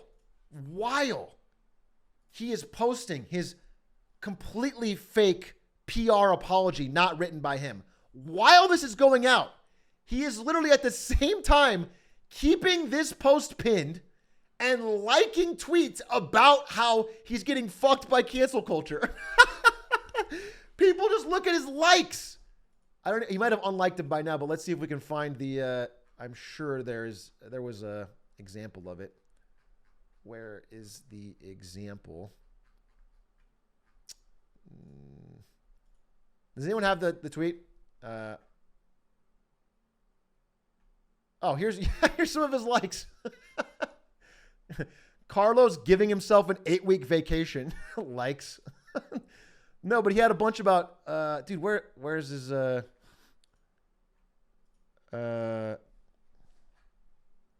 there was a good tweet that had screenshots of all of his likes. I just don't know where it is. I might have lost it. Here it is. Here it is. Okay.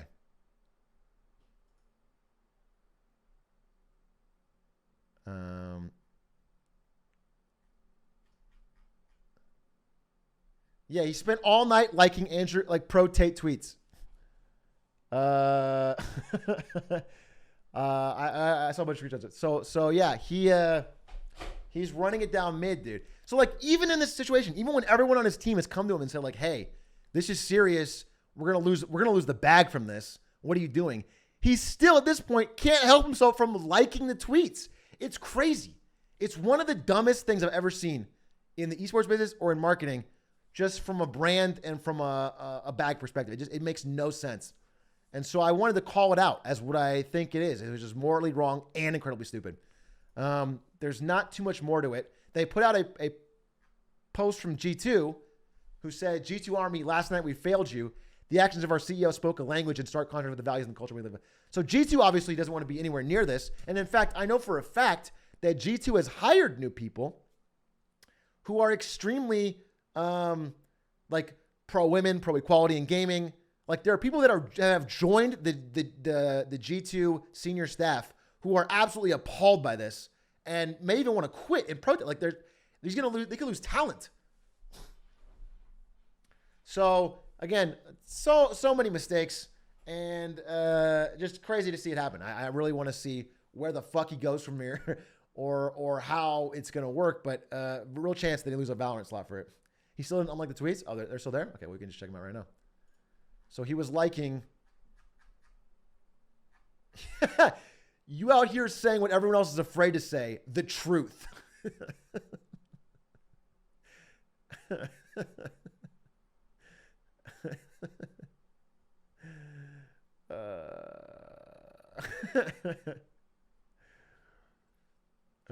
Asmongold once said, you can build 20 bridges and suck one dick. People will call you a dick sucker and not a bridge builder. That's what you needed to like right now, Carlos. That's, yes, dude, yes. CEO behavior, baby. Can you imagine fucking Bob Iger after a Disney scandal liking that tweet? Also, this is not an Asmongold quote. It's been around a long time, but...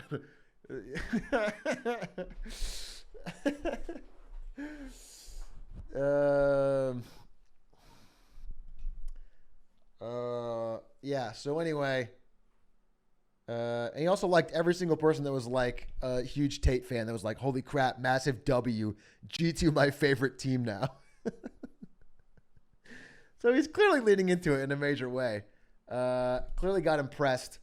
And I can't imagine having everything set up for you, having a great brand and fucking it up over this. Over the need to clarify that he is your friend, that I'm partying with him.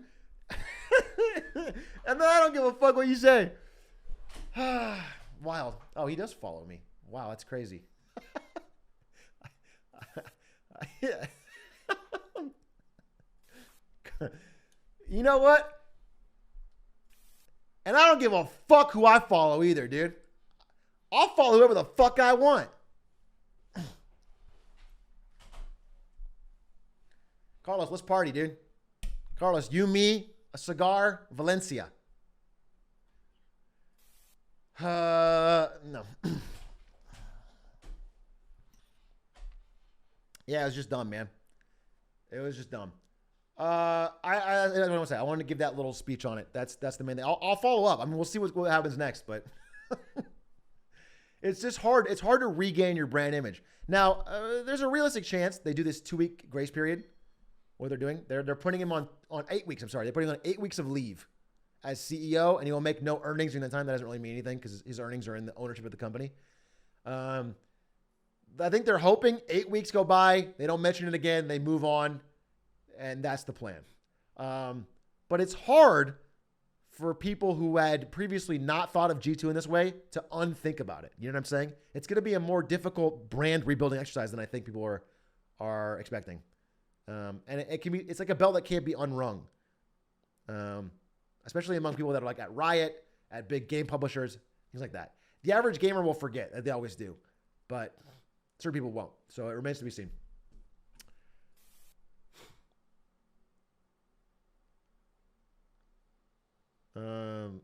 This is literally all I know on them for. Yeah, well, yeah, I see.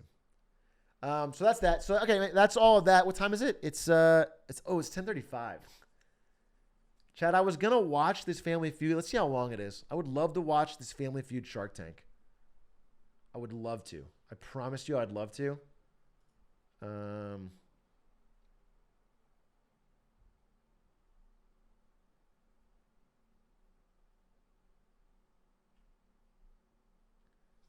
But I'm worried that because our keynote is tomorrow, I need to do stuff.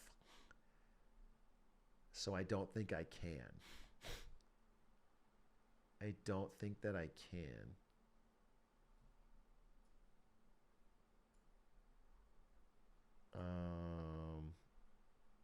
Let me check.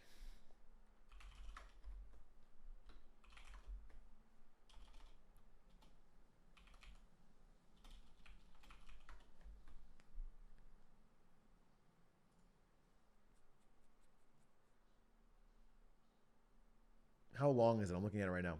It is Okay, so it's 42 minutes long, but I think only the first half is Shark Tank.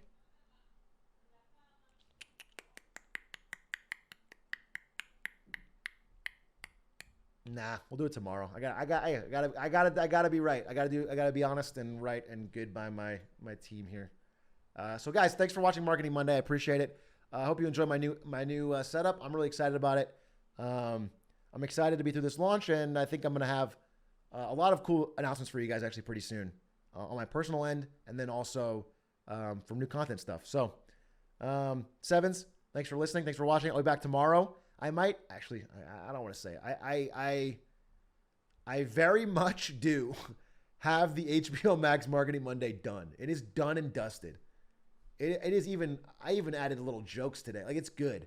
I don't know that I want to do. I don't know when I want to do it. To be honest, it just feels weird to do it on a rant. I don't know when to do it. I don't know. But maybe we'll do it tomorrow. Kind of want to talk about NVIDIA stuff maybe tomorrow. We'll see.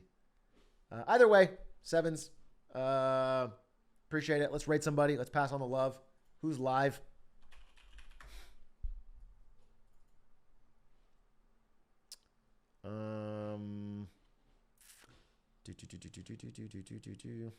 I'll tell you what. I'm gonna raid someone you should idle in for the next 11 hours. I think you should go idle in this stream for the next 11 hours. And maybe even look at some of the Easter eggs. Have a great night, everybody. Thanks for watching. Appreciate it. We're doing best tweets this week as well. If you have any hilarious tweets, put them in the Discord. We're going to make best tweets. And thanks. Goodbye. Good night. Peace.